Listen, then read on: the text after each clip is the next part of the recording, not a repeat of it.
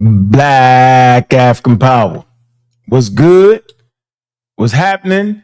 A well-organized lie defeats a disorganized truth every time. Woo-hoo-wee, man. Y'all already know what it is, man. It's God killing the house. And I come to do what I got to do, and I'm going to do what I got to do. I'm standing tall. I'm standing strong. Hey, y'all know what it is, man. Bobby banging this bitch, man. Man, we right where we supposed to be, man. So, big up to the community skeptics, man, and the pseudo killers, man. Shout out to that, man, all day, every day. I'm cut from the cloth of pseudo killing and forged by skeptical thinking. This how we stay on track. This how we push forward. This is how we stay undefeated. We undefeated because science is undefeated, man. Big up to the Friday, man. I see the people coming in the building, man, and we doing our thing no matter what. So I kind of like want to have this great conversation about, how God transformed African Americans, man. I didn't want to put slave in the title because they might mess it up. You know how they do. But essentially, I want to talk about that. But before I get into that, I want to put like a little educational video. I want to do like 6 minutes of an educational video. I want to do like another 5 minutes of a presentation, and then I want to open the lines up and have conversations around that. Now, the first 6 minutes of educational piece is going to be like, it could be anything. Like today, we're going to talk about the black, right? We all know what that entails, right? Sprinkle a little Egypt in there, all right? Y'all can go ahead and take that and study it, all right? Then I want to get into the presentation dealing with the title itself, all right? What do you believe and why, all right? How did God transform the Americas? We know God comes to us by way of religion and human beings. So the God that actually came to earth would have had to been forged by the sperm and the egg and the fallopian tubes. And out of that, you get a gestation period and humans are born. And from these humans, they would write stories based off their community, based off their ideals, based off of where they was, where they're a river society, where a forest society, where they're a society at war, where they're a society at peace. And out of this environment, what was the farming good? How was the hunting practices? Hunter-gatherers, early Homo sapiens in the raw, unclothed. They would develop ideas and concepts based off of the development of the brain, the frontal lobe. They would be super spooky and they would create these stories. There's no science at this time, no need for it. Survivability as a priority and sitting around writing philosophy and thinking about it ain't in the game.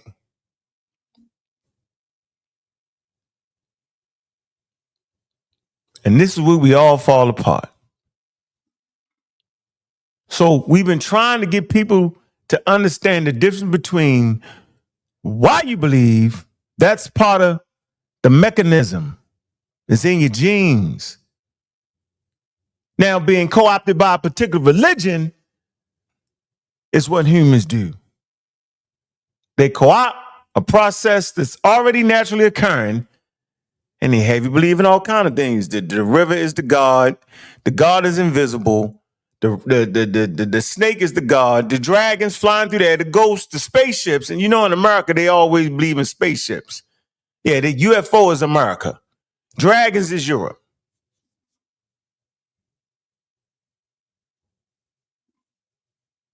Humans co-opt what naturally already happens. And that'll run us right into the damn title. So let's get with the education piece. All right, y'all can sit back. Oh, damn. I already did that.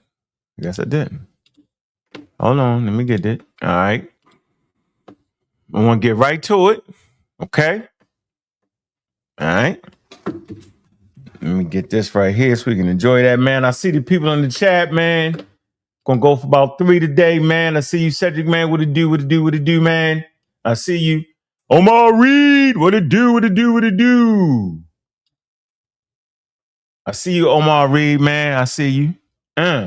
Appreciate that, bro.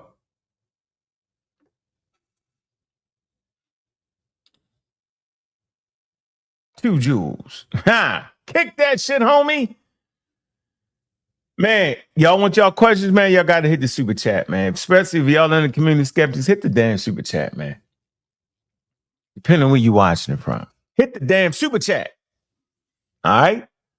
We over here for a reason, man. Supporting me supports this good content, man. Want y'all to know that, man. All right? It's important. Keep the content going, man. It's important. All right? Let me make sure we can, hold on. Keep the content. All right, hold on. Let me start this thing going. Make sure y'all can hear it. And shall we? Welcome to this explainer. I am absolutely thrilled to have you here today. We are about to go on a really fascinating journey straight into the minds of the ancient Egyptians. But, we aren't doing it by looking at the monumental pyramids or the golden treasures this time. Actually, we're going to look at their world completely through the lens of their unique language and grammar. By digging into the formal rules of Middle Egyptian, we can unlock this incredibly deep linguistic worldview. We get to see exactly how they saw their home, their environment, and honestly, their very identity. Okay, so let's set this up by posing a simple, but I think a pretty profound mystery, one that bridges the gap between geography and a lost language. If you could somehow travel back in time and you were standing right there on the banks of the Nile thousands of years ago, and you asked a local what country you were in, well, they definitely wouldn't say Egypt. That's actually a much later term that was handed down to us by the Greeks. So, what did the ancient Egyptians actually call their own land? The answer tells us exactly what mattered most to them. Section 1. The name of Egypt. To figure this out, we have to kind of strip away thousands of years of outside labels and go directly to the ancient texts themselves. If we check out academic texts on the Middle Egyptian language, specifically drawing from Peter Bylage's comprehensive grammar text, we find the word. It's kem-ext or kemet.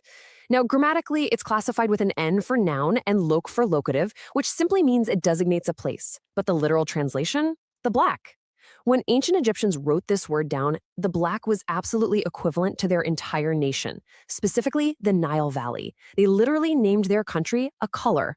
Section 2. Soil of the Black Land. So, why the black? Well, we need to think about the physical, environmental reality that actually inspired that vocabulary word. It brilliantly illustrates how this ancient insider term was completely bound to the life-giving, defining characteristic of their environment. Think about it compared to our modern term. Egypt is really just a geographic label on a modern map, right? But the Black Land, KMT, that is derived directly from the thick, fertile, incredibly dark mud that was deposited by the annual flooding of the Nile River, in a region completely surrounded by the harsh, barren, red sands of the desert. This narrow strip of black soil was literally the sole source of agriculture, sustenance, and civilization. They didn't name their country after a famous founder or a tribe. They named it after the actual dirt that kept them alive. Section 3. The Grammar of Kimdot. Let's shift gears just a bit from the geography to the formal rules of Middle Egyptian.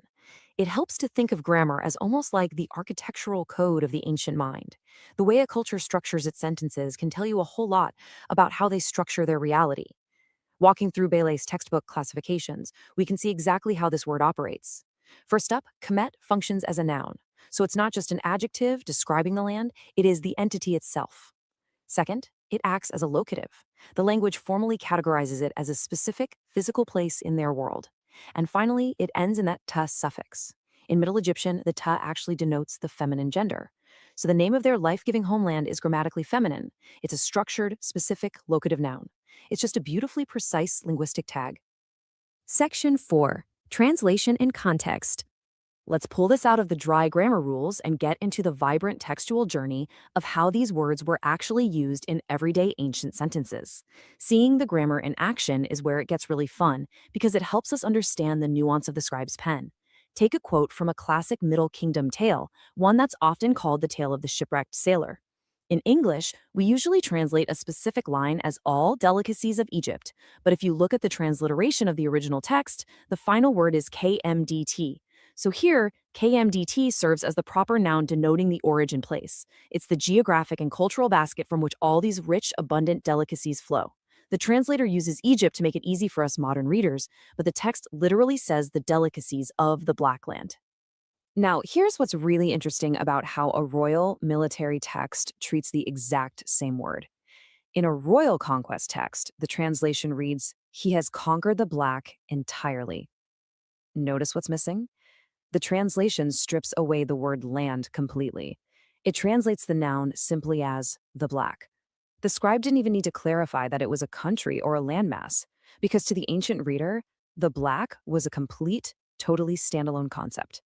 So the crucial point here is that while both forms, the Black Land and simply the Black, mean the exact same thing, academic sources point out that the texts switch between them all the time. Why would they do that? Well, while the texts don't explicitly spell out the reason, the structural equivalence strongly suggests this choice was made for stylistic variation or maybe just conciseness, depending on the flow of the sentence. Whether the scribe felt they needed the fuller form, kente, or just the punchier reference to the Black, the core cultural meaning remained perfectly intact. Section 5, a linguistic worldview. Okay, we've zoomed way in on the grammar, the locative tags, and the sentence structure. Now let's zoom out to the macro level. What do these highly specific grammar choices actually tell us about the civilization's overall identity? Let's bring all of this together into a complete picture. We've got our terms, KMet and KMXed. We have our literal translations, the Black Land and the Black. We see the geographical feature they reference, the fertile black soil of the Nile Valley. And finally, the deep cultural meaning. It is the absolute defining characteristic of life, equating to the entire Egyptian nation. I think this brilliantly illustrates how a simple noun and a locative tag can completely encapsulate the entirety of their geographic reality. Their language simply didn't separate their national identity from their environment. Their grammar structurally fused them together forever. Which leaves us with a really fascinating thought to close on today. The ancient Egyptians looked down at the dark mud of the Nile River, and they built their entire linguistic identity right around it. It kind of makes you wonder, how might your own local geography unconsciously shape the nouns, the descriptors, and the idioms that you use every single day? What physical realities of your world are just hiding in plain sight right within the grammar of your own sentences? Thank you so much for joining me on this explainer diving deep into the language of the Black Land. Keep observing, keep questioning, and I'll catch you next time.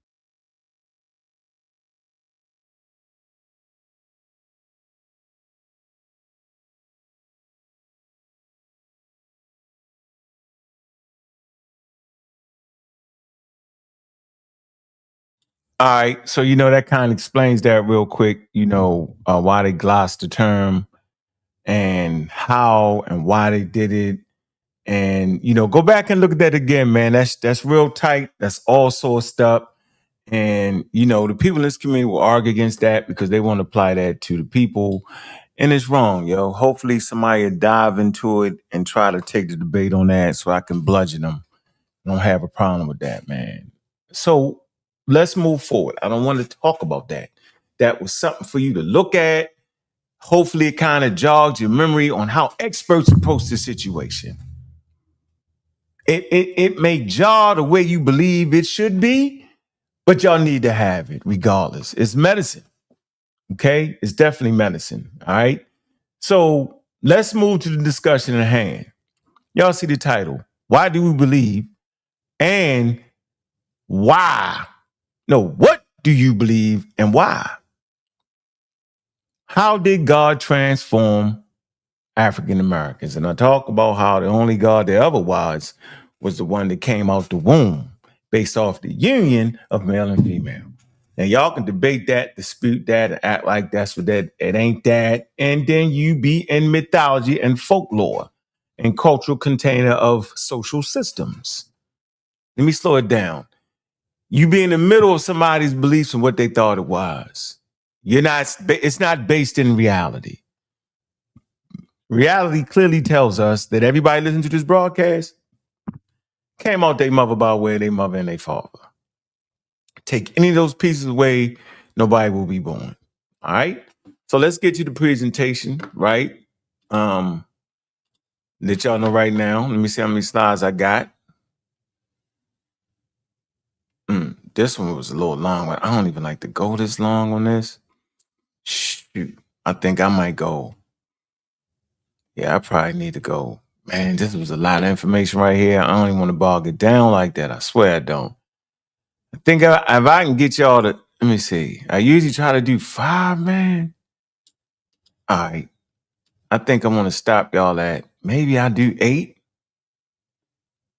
8? Let me see.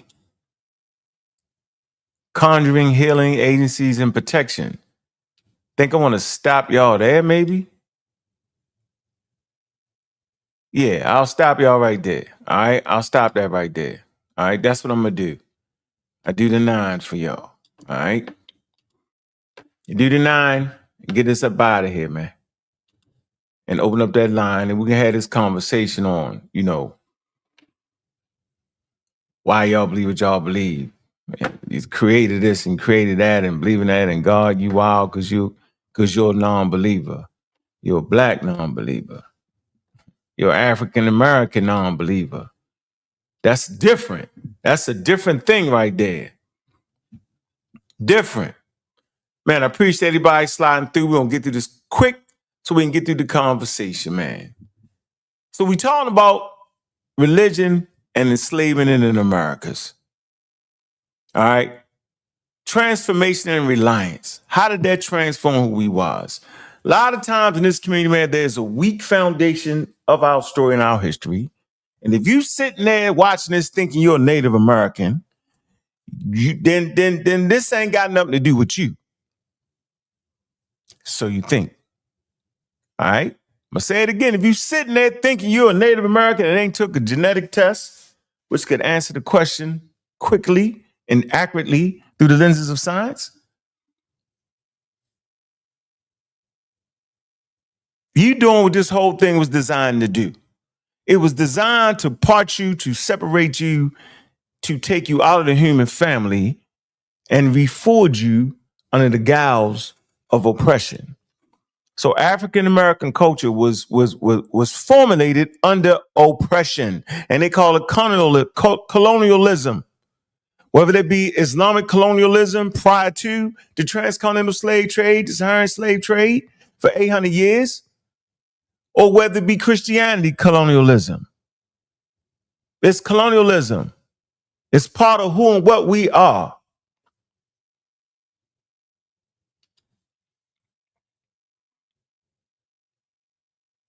A contested transformation. Enslaved Africans were not merely passive recipients of American Christianity. Of course we wasn't. They actively shaped religion, became a contested field used by slaveholders to control, yet embraced by enslaved communities for survival, identity, and resistance. This is why we say African American culture, man. Part of African American culture, big part of it, spiritual system is Christianity. Another portion of it is Islam, because we brought Islam with us. All right? Let's keep it moving. It's a rich tapestry of African beliefs. Captives brought diverse languages, ethnic identities, ritual systems from West and Western Central Africa. Traditions included belief in a higher creator, spirits, ancestors, sacred medicines, and ritual and specialists. Some were Muslims. Others had encouraged Catholic Christianity before North America enslavement.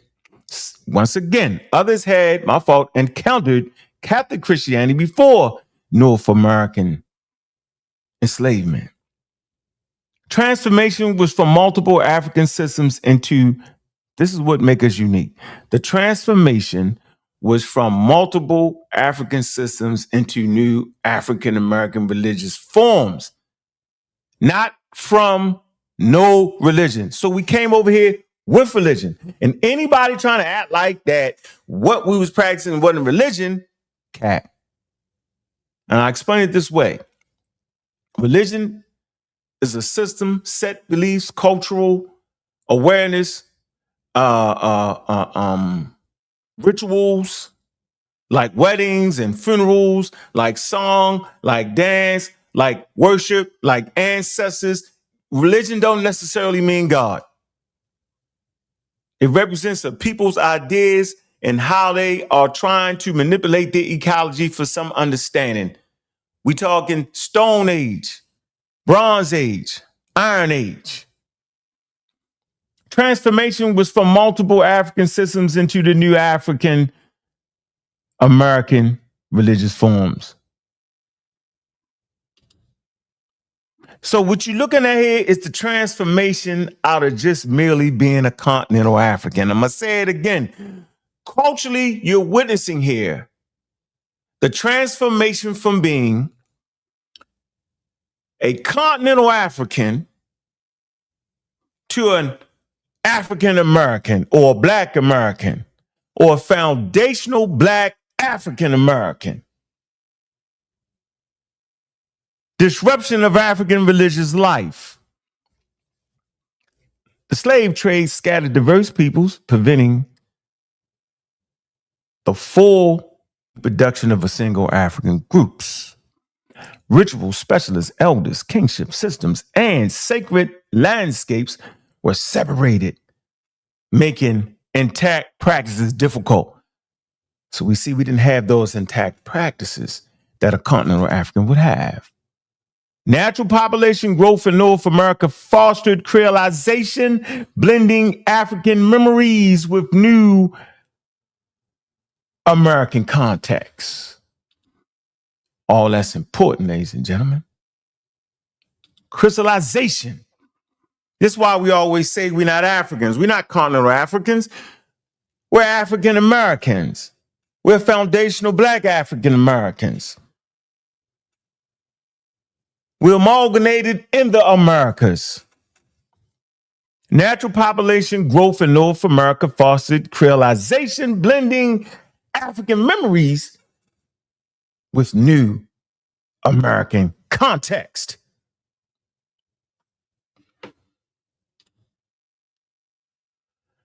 Christianity as a tool of control. Let us not forget.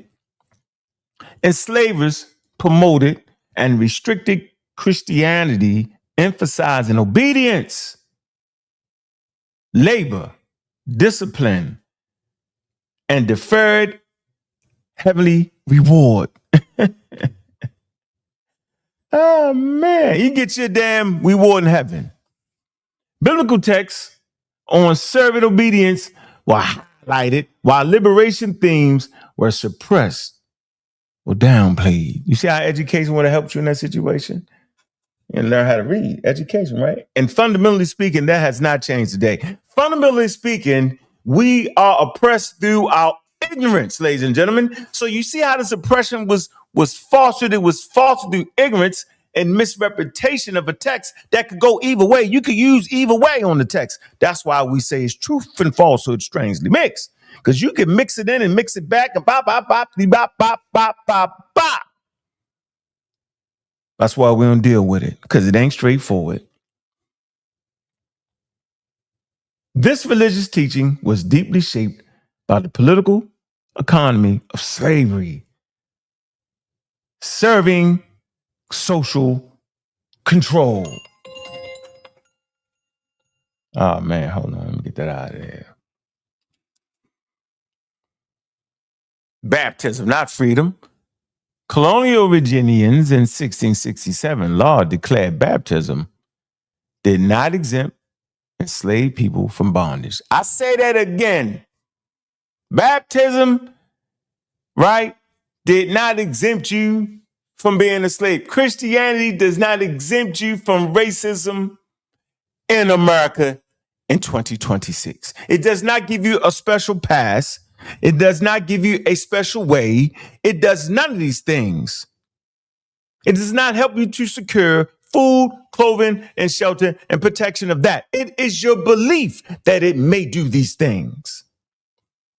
The law separated Christian status from legal freedom.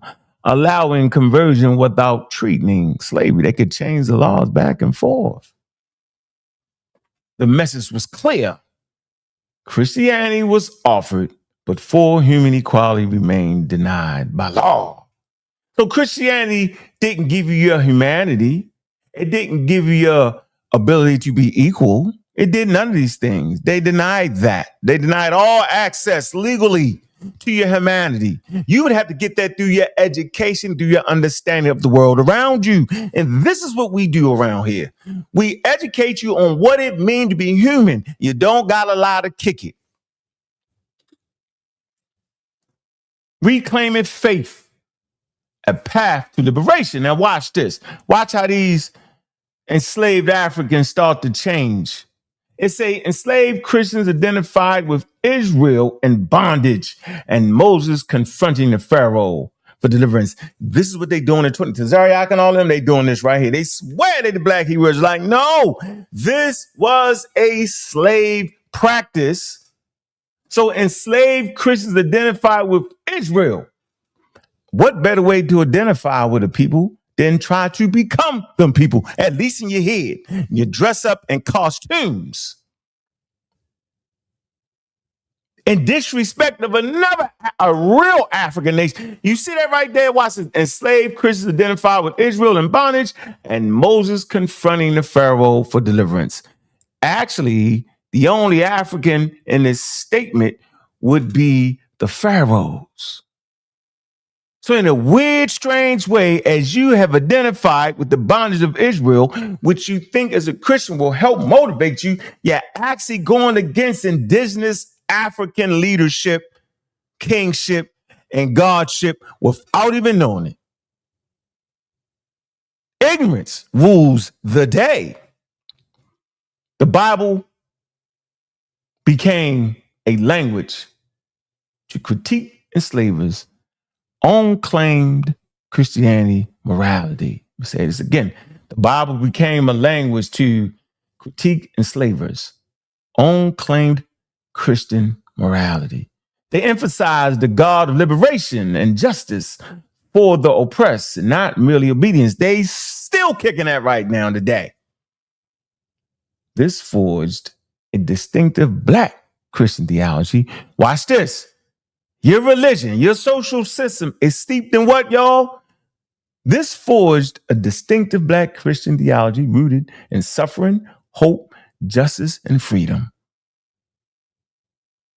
And we still fight that battle cry today based off of our theology, based off of the transforming of your culture by God. AE through religion, AE through human beings. Because last time I checked, humans create God and religion. Let I say out of ignorance and fear. The invisible institutions, secret worship. You had to get a little secret on them when you really want to start trying to get it in. Beyond white control, independent slave religion thrived in harsh harbors. These secret meetings provided a vital spaces for prayer, singing, preaching, and planning. They fostered leadership, trust, mutual aid, and shared religious language for freedom, creating a hidden institution against the system designed to deny black agency. So Christianity was put in place to deny what? Black agency. And I would just like to let you know, maintaining Christian thought does the exact same thing. It's an institution that denies who you are. Read the text. It doesn't even say where you at. African echoes in Christian worship. We're coming to an end. It's a African derived elements persisted. Call and response, rhythmic movement, communal singing, and spirit possession. Was that a possession of the voodoo god? Was it a spiritual possession of the Holy Ghost? We're not sure and we're not clear. Let me tell you, we'll never find that out. The ring shout amplified how African ritual movement integrated into Christian worship. See how we developing a unique culture? Regardless, it says spirituals are linked to the ring shout, the circular dance, common amongst early plantation communities. This was religious creativity under oppression, not simply European copying. So whenever you try to say we don't have a culture, we do have a culture that we formed in America. This is another reason why we're not calling them Africans, because our culture is different. It's an amalgamation of different African tribes and city statesmen and women and clans amalgamated in the Americas. Spirituals, theology, history, hope. Spirituals, you know them songs, right? Spirituals, right? Were sacred songs shaped by slavery, African music. It's a Christian biblical themes. It's a encoded sorrows, endurance, and longing for deliverance through the stories like the Exodus. These songs also built solidarity, making individuals part of suffering yet hopeful communities, serving as theology, history, and social communities. I'm gonna let you know, if you still singing the Negro spirituals, yo, you like Hero from the Japanese that continued to fight the war after the shit was over. Now I'm saying that the fight for your humanity and control of your communities is still live and kicking. But you need not be singing songs that align you with the damn plantation. You beat that victory. You have to be able to accept your victories and understand your losses. Civil rights the civil rights movement was a victory. You either accept your victories or disrespect them. To disrespect your victories will continue in a perpetual doing it over and over and over and over and over again, trying to do something you already did. It does not allow you to move forward. Being inaccurate in your historical approach will have you fighting something that you have already defeated. Do a lot of that around here, don't we? Conjure, healing agency, and protection. Conjure, root work, charms, herbal healing, drew from African derived ideas about power and defense. That's why we're still connected to the herbs. It say these practices often enslaved people a sense of agency where law denied control over their lives. Enslavers often feared conjured as it represented authority outside of the plantation, Christianity, and white supervision. These traditions were structured systems for meaning, healing, and social power, not mere superstitions. And they actually believed that. We'll end it right here. So let's move forward, man. Let's drop this link, man. I always want to give y'all something that's tight and sharp, something you can look up so you can understand. So the question is, what do you believe in? Why? How did God transform African Americans? Foundational Black African Americans. Hope that presentation put you in a space where you could see what I was saying. You can look into what I was saying. Didn't add no sauce on that. What I'm saying is the religions that we created was created in an environment of colonial power, absoluteness, of enslavement. It was created in an environment of the mixing of different African nations, right? There is no such thing as the one African. That's a bunch of crap and malarkey. There's different tribes, different clans fighting each other like any other place in the world. Good, bad relationships. Some of the oldest wars ever fought in humanity is in Sudan at about 8,000 BCE. There's no colonial powers there. We run the myriad of beliefs. We run the myriads of behaviors. This is what makes us human, the good, the bad, and the ugly. If you just have all the good, then you don't have a people. You have something that's not even real. So we always want to tap into what is real. And I always make the points that we're not continental Africans, right? Our culture was forged through colonialism, through Christianity, and some parts of Islam. It's forged through the mixing with Europeans to the extent of 20%, and some Native Americans 1 to 4%. The amalgamation of different Africans from different parts of the continent, Central and West Africa. This is who we are, and we stand on that. This is historically accurate. We're not the Hebrews. We sure as hell not the damn Egyptians. We none of that. Whole new culture. We forged a culture for survivability.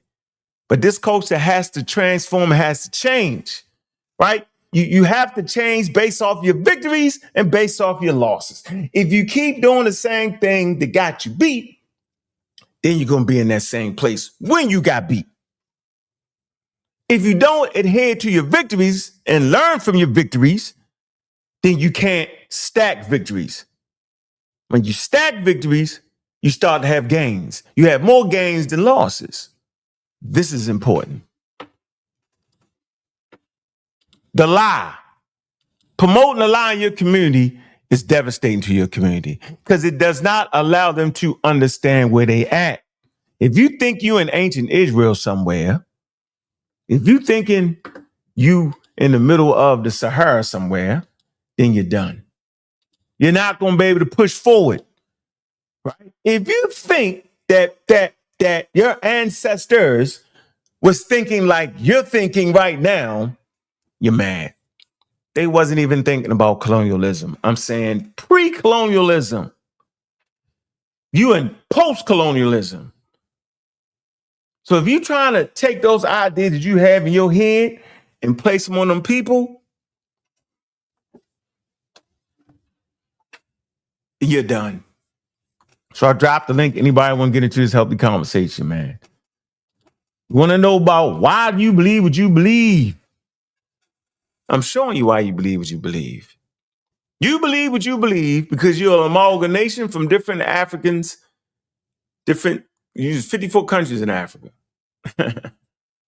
Right? I'm saying there's an amalgamation of different ideas from different tribes based off of those that got caught up in the slave trade. All those mix and match, shook up in the bag traditions. Christianity, colonialism style. So don't give me this African Christianity crap. Don't give me that. Bunch of malarkey. We know what the hell our grandmothers and them got, and we know what their grandmothers and them got. Don't play with us. Shake all that together. Right? Shake it up, and you get us. Whole different experience. Our experience shaped and forged who we are. If you don't respect it, it'll kill you. It'll kill your ideas, it'll kill your culture, and it'll keep you perpetually broke. Broke mentally, socially, need I say spiritually. What do I mean by spiritually? Whatever the hell you think it mean to you, what it mean to me is a religious damn word. But I think if I don't say that at least, you'll stop watching because you live in fear. Man, let's get to these super chats, right? What we got right here? Got some jewels. I see you, Omar, with the jewels. See it? Man, get them gifts, man. Y'all know how we do it, man. Do that. That keep a healthy channel, man. All right. Who got the heart to come up here and act like they something they is? Hey, has to do whatever. I can't even say your name. What you won't do is hit that chat, though. Hey, won't do. And you know what I like, though? I like when the person say, oh, you scared me. I like that. That mean you listening. That mean you taking my ideas, concepts. That mean you paying attention. I like that. Appreciate that. Appreciate the love. Still Killer Army's in the building, man. I see you, Gold, man. What it do? I see you. I see Alex P. Keaton is in there, too. Oh, he beating it up. Juju, Cyril Killer, I see you. All day. Bobo Money, I see you. Cedric, I see it. All day and every day. It say it's too early in Texas to listen to a hustler. What am I hustling? That statement right there was so good that I let it be free. Think about this. I'm hustling because I give you an historical, accurate presentation of who you are. Sourced up, backed by academia, backed by scientific studies of DNA and anthropology, and I'm hustling. But he's one of them guys that listen to Bobby Hemmett, Phil Valentine, Polite, Black Hebrew Israelites on the corner, spewing rhetoric and foolery. But I'm hustling. I'm hustling, yo. I'm hustling to get y'all to see that statement right there is off-putting. That's how they say it, right? But he'll never hit that panel because he ain't got the heart. Chatty and the patty. Chatty and the patty. Oh, man, they be chatty, got that heart. The heart of a lion behind the icon. Yeah.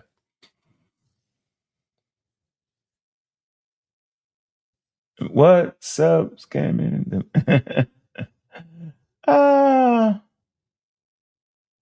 Oh man, what? Fine, what? Yeah, I don't know what you're talking about, man. You never hit that panel. I hate that. I hate the people.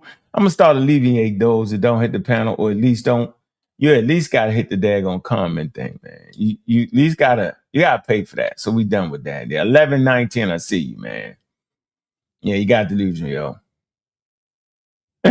Somebody say no Bobby Hennett slander. I'm not slandering Bobby. I knew Bobby Hennett. Y'all nigga, none of y'all been over Bobby Hennett house before. Been over his house regular, talking to him, having great conversations. What y'all talking about? Y'all ain't never met Bobby Hennett. Bobby Hennett got one of the cleanest houses I've ever seen in my damn life, and got an altar in every goddamn corner. You go to the bathroom, there's an altar in the medicine cabinet. There's an altar in the tub, right? There's an altar on the back of the toilet.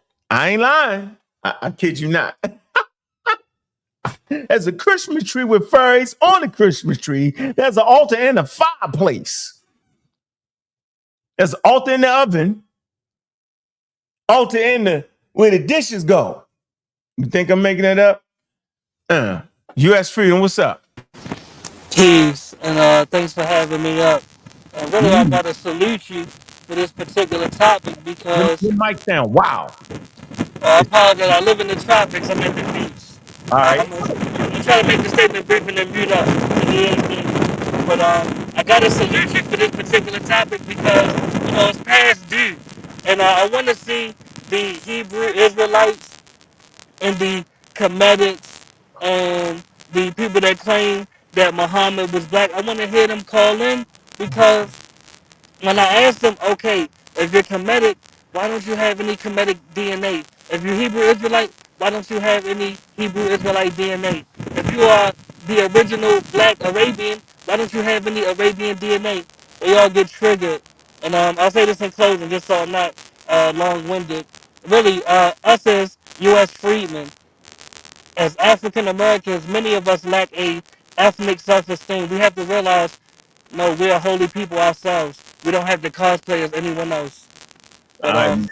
I'll I mute appreciate up. you, bro. All right, man. Appreciate you. All right. Ah, man.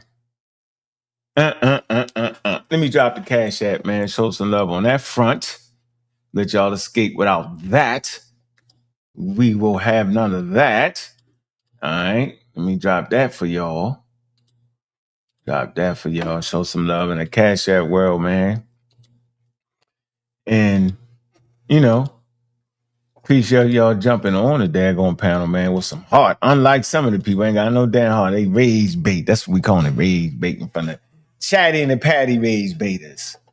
Chatty and the Patty. Somebody say Optimus Prime out here. He said he was in the Caribbean. Sound like he was in a torrential storm. Run for cover, young man. I'm in Puerto Rico, family. All right. Just move that out. Shit, but the storm is coming. So, identity crisis. And that identity crisis started when we was fighting for identity during colonialism. And so we had to forge an identity. So I want y'all to know that the way we forged our identity was under environmental pressures, i.e. human beings, colonial powers, where, people can mess up your mind. If you're born in a household that, let's say this, you're born in a household to celebrate Christmas, there's two sides of this. There's households that celebrate Christmas, but will tell their kids that Santa Claus is not real, right? Okay, there's households that celebrate Christmas one year and will celebrate Kwanzaa the next year, but would always tell their kids that Santa Claus is not real. That would be my household that I raised up. I refuse to tell my kids that a Santa Claus, whether he was white or black, worked and spent that damn money and bought what they brought. I bought that with my bread. I did that. Now respect that. Now, I was raised in a household that told you it was a Santa Claus. You ain't really respect them toys. That identity that you took on made you lack respect in the toys because they popped up out of nowhere and it wasn't attached to the hard work that your mother and father put in to even get you to that point. I think that's important to know. That's an environment right there where my kids respected everything they got. I expected it out of them because I worked hard for that. And money never has grown on trees. But when you think it's a Santa Claus, it's definitely growing in the North Pole. Some kind of way it go to the North Pole, the money transferred and it's free. In some kind of way, somebody come down and poof. Yeah, never did that. Colonialism, the way we believed, the way we prayed was for deliverance. I say this to say at a certain point, we have to, we recognize the connection of oppression. We recognize the struggle there. We get it. There's parts of our lives now where we struggle, right? As Black Americans, as African Americans, as foundational, that's real. Don't ever forget that. But you can't practice the same. Your culture has to transform with every victory and every loss. You transform it. So today, we should not be saying the exact same things that we said back then. We should not be singing, we shall overcome. We call that poor hustling. Let me take you to an idea real quick. Since we don't got a lot of people with heart. Let me take you to this real quick. I want to take you here real quick. I like this. Right here. Take you to this. All right. Man. I need to turn this off, man. Let me take you to this. Let me share my screen. Got 70,000 people in the building, man. I appreciate it. Let me take y'all to the Harlem History Club, man. Let me take y'all to right here, yo. All right. Enough for me. It was a such studies circle found in Harlem. All right. John Henry Clark, Huggins, John Jackson, Joel A. Rogers, Richard B. Moore, William Leo Hansberry. All right. Y'all know what it is. All right. Namdi. Who else we got? I'm going to drop some sources for y'all real quick. Kwame. Hold on. Let me drop this for you. Hey, I'm going to drop this source for y'all real quick. Real fast. Man, read up on that, man. All right. Now, why am I bringing this up? Because you got this. This is the direction I went in. Now, based off what I know about these guys, none of them actually have degrees in the subject. And it was in Harlem, the YMCA. Okay. All right. Hold on. Let me show you the two routes that African Americans took after civil rights, during and after civil rights. Let me show y'all something. So y'all can kind of get this in. And big up to the serial killers, man. We definitely doing this, man. I'm sure I just want y'all to see what y'all looking at. So y'all can catch what y'all, so y'all know what the hell y'all looking at. So we ain't sitting here playing games, man. All right. I don't want to sit here and play no damn games. I want to put y'all in a situation where there's some clarity and you ain't getting scammed. All right. So here's the clarity. Damn it. Boom, boom, boom, boom. Okay. So, damn it. Hold on. Let me move this to right here for y'all real quick. Okay. All right. So I'm right here. This is the side I took. All right. John Henry Clark and all them, and they was pushing. They all talked about evolution. They all talked about academia because they thought themselves to be fighting against academia. They never was fighting against science. They was fighting against the racist approach, scientific racism that was actually happening, right? And so this is the side I took. I want to show you the side I took. This is the side that the conscious community was based off of. Now, the conscious community was based off of this. Look, New Age movement. Okay? It's based in God. All right? It's the transforming of different religions, world religions, right, into a New Age movement. Okay? What is New Age movement? New Age movement is a spiritual and religious movement. All right, that gained prominence in the 1970s and the 1980s and emerged from, look, the occult, metaphysical communities. Some people in this community have metaphysical degrees. Am I making this up? Well, let's see. Am I making this up? No. Jabari has a metaphysical degree. This is the side of the house he's on. All right. I'm not knocking him. I'm simply calling what it is.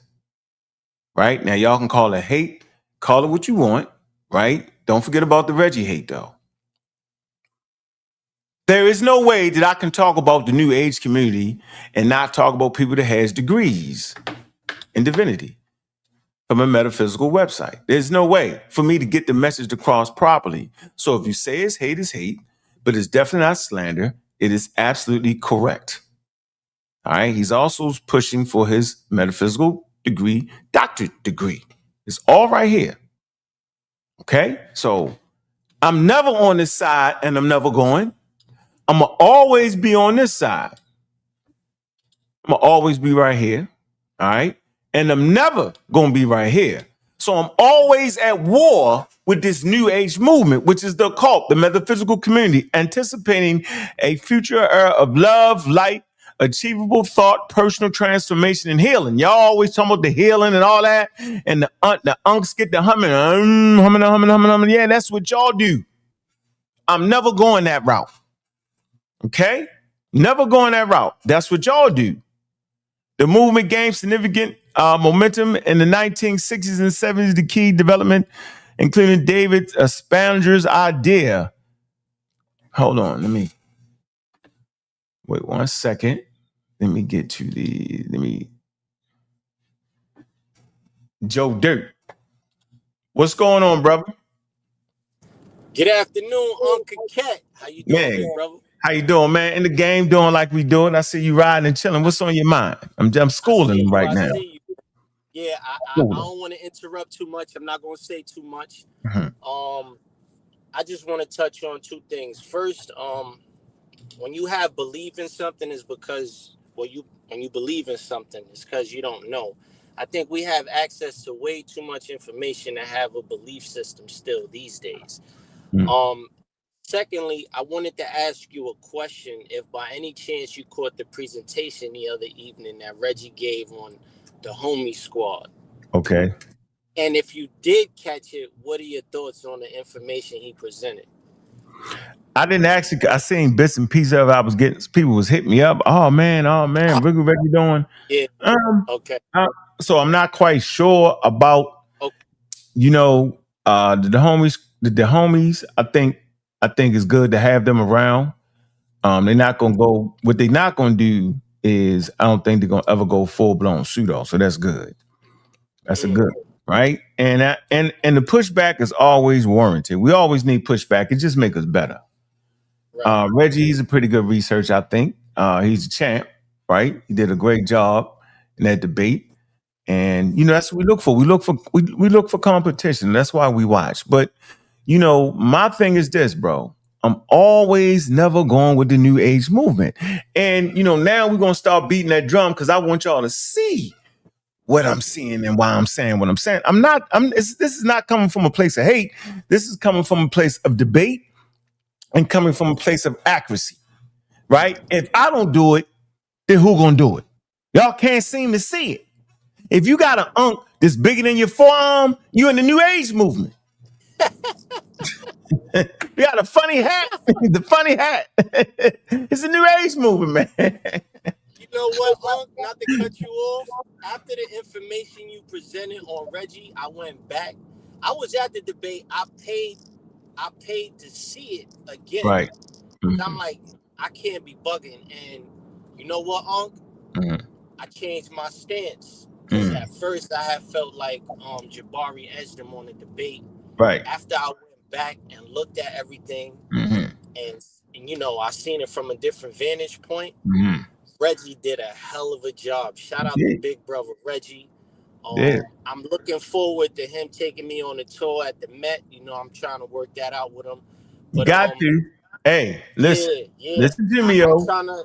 Yes, sir. Listen, that's where he thrived in that environment right there. Watch how he worked that. That's where he the best. That's where he the best at. Now this debate thing, yo, he took a leap. He took a leap, and he did something that was different and unique and unusual when he typed this thing out and read it because he knew he has a problem sometimes with saying words the right way and doing all that. So I what he did understand it was now. he fixed it. That takes an intelligent person to know what your strength is and know your weakness. And he didn't lean to his weakness. He fixed it. And that's what we want to see out of humans. We want to see how we fix the things that we falter on, yo. And that's when we respect it. And that's why we got to respect that man. Simple as that, bro. All right, you seem to be stuck. You must have went through the void. Yeah, I'm crossing the bridge right now. I'm Okay. going over water, Okay. so my service is a little shaky. But Unc, I won't take no more of your time. I always appreciate you when you get on here because you give it to us real. And one thing that makes me gravitate towards you, Unc, is that you use the language I can understand. You know what I'm saying? Yeah. Like I'm from the Yeah. hood. I don't got an Right. expansive vocabulary. Right. I'm not into the fancy words and all of that, but I appreciate you always being yourself, delivering it the way you want to deliver it, but for the most part, it's always truthful. You know what I mean? So shout out to you, Unc. Shout out to the pseudo killers. Yeah. And we not Appreciate taking that. no pseudo judo out here. You heard? Nah, pseudo judo mumbo jumbo.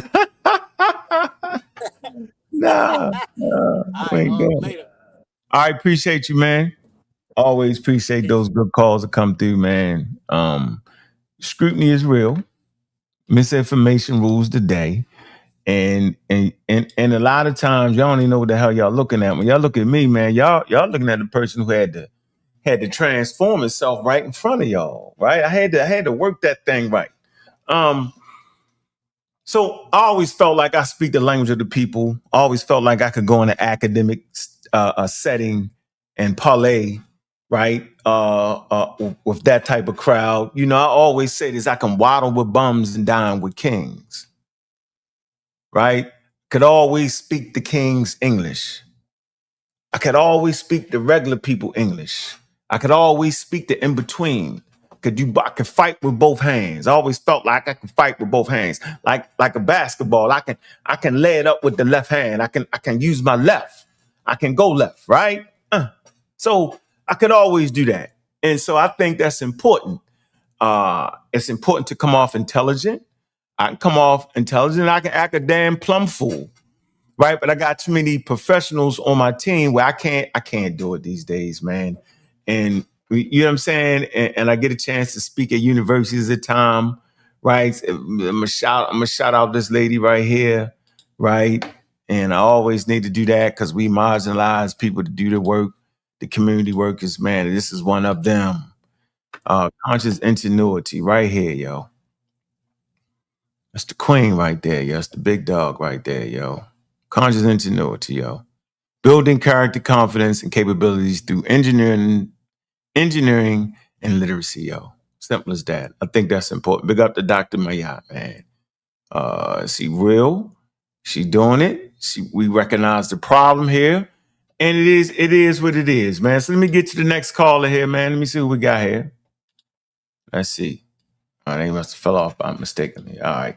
So, man, I appreciate the support I do get. I appreciate being able to navigate between platforms, between the conscious community platform, which is sa.neter TV. I know the brother, man, we got to be coming up on 15, 16, 17 years now. A lot of times people disagree with what he do, but he get a community a voice. Now, he ain't never said the voice of the community is going to always be accurate.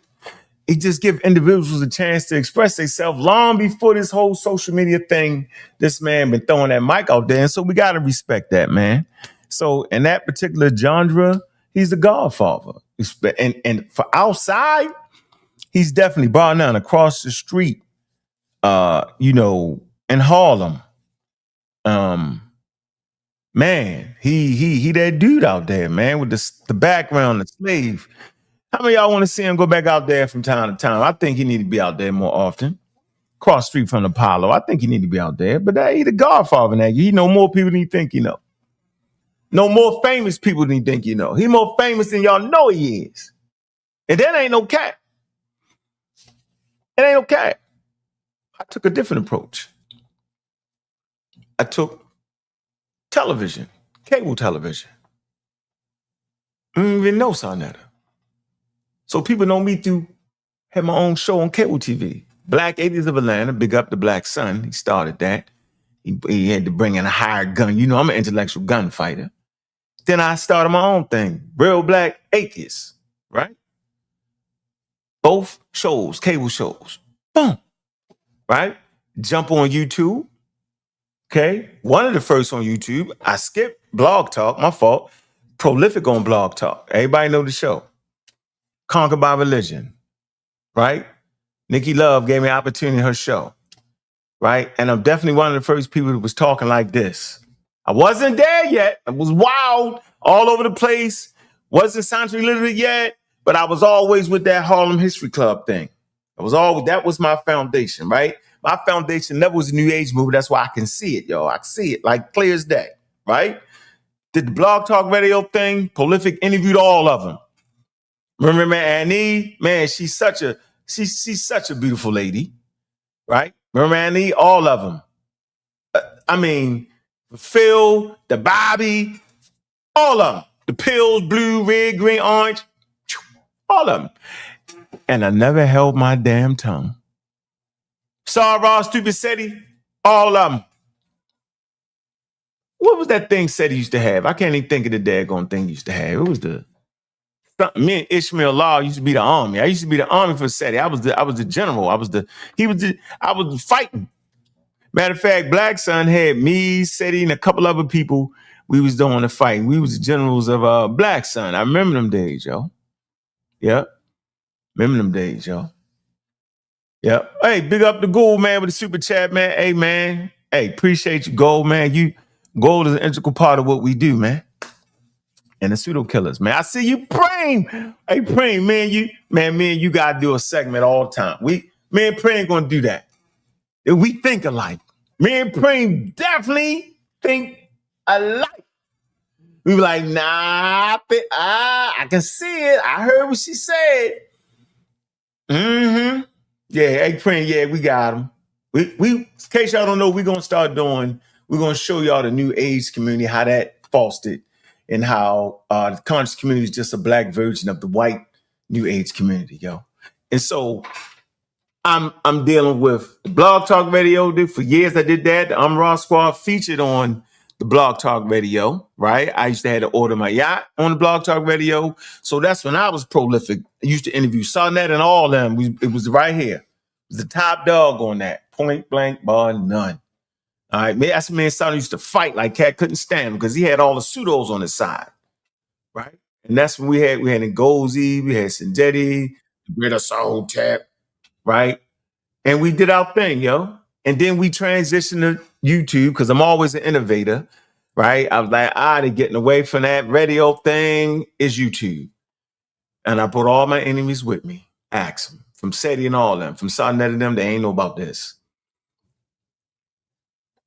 I'm going to take that. I'm taking that credit. And none of them niggas can say differently. YouTube, my nigga. Had, 15 years ago, I had a video, 200,000 views on it. Friend got mad at me and erased that motherfucker.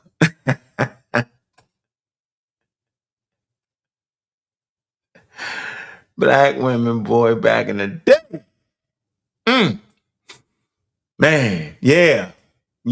Brought everybody over because I said, yo, it's money here, yo. I don't want to do it. I had to argue with niggas. All the elders, no matter if I agree, disagree, Bobby Hemmett, James Smalls, Leonard Jeffries, I told all of them. And they threw tomatoes at me. Yeah. So when I say I don't got no elders, I just got friends, that's what the hell I mean, yo. You don't care what y'all think y'all saying. I grew up with my elders, my grandmom and all them. Yeah, right. Everybody else, they my friends. This space right here, yo, I had to invent this space. This is an invention. And it took a lot of people to see the vision with me. Yeah. And the one that's seen the vision the greatest, out of all of them, I would have to say Dr. Mayat. Let me keep this in order. I talked about elders. There is no elders in this particular space because it wasn't none. There wasn't people on YouTube talking about this. And everybody denied me access. I had to bang them in the mouth and take it. Not literally, you know what I'm saying? I had to take mine. And nobody they didn't give me this. They joked me, ha, ha, ha, ha, ha, laughy, laughy, jokey, marginalized me, but I was loud on the mic. Wrong, a lot of times too. But all of them was pseudo. All right, we was all pseudo. But I was fighting for something greater than that. I was fighting for scientific literacy. I was fighting for literacy in the subject of understanding our history. That's what I was fighting for. For literacy. For understanding, because I knew they was quacking. Quack, quack, quack. No, they were charlatans. Doctor saving fake remedies. But I had to figure out the codes. I got the codes. I got the cheat code through science and science literacy. Then I opened up my palette, my taste for scientific material. Formed other groups. They went against the Amaral Squad. It was supposed to have been the companion to the Amaral Squad, them youngins. Team Osiris in there. Khufu, me, and Ngozi. All right?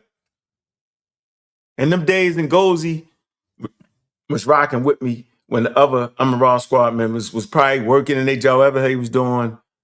But that young brother, I met him when he was 22, I think, 21. He'd be with me on that radio all the time. He'd be kicking that shit, and I'd be showing them sources. Bah, bah, bah. We work good together. Right? That whole science shit, you know what I'm saying? That shit pushed me. I always understood the value of having people around you that was better than you at something. So I put people around me that was better than me. See, that's what y'all don't know about me. You can't do everything. So you get people around you that's not going to cow down, respectfully though, and be better at something that you're not. Now, none of them is better than me than getting on that damn mic and rocking the house and talking that talk and getting that message out there. Give me that. I'm taking that. But as far as detailed subject matter on different things like science, the quarks, the zealots, the DNA, you know what I'm saying? Everybody had their special areas of expertise.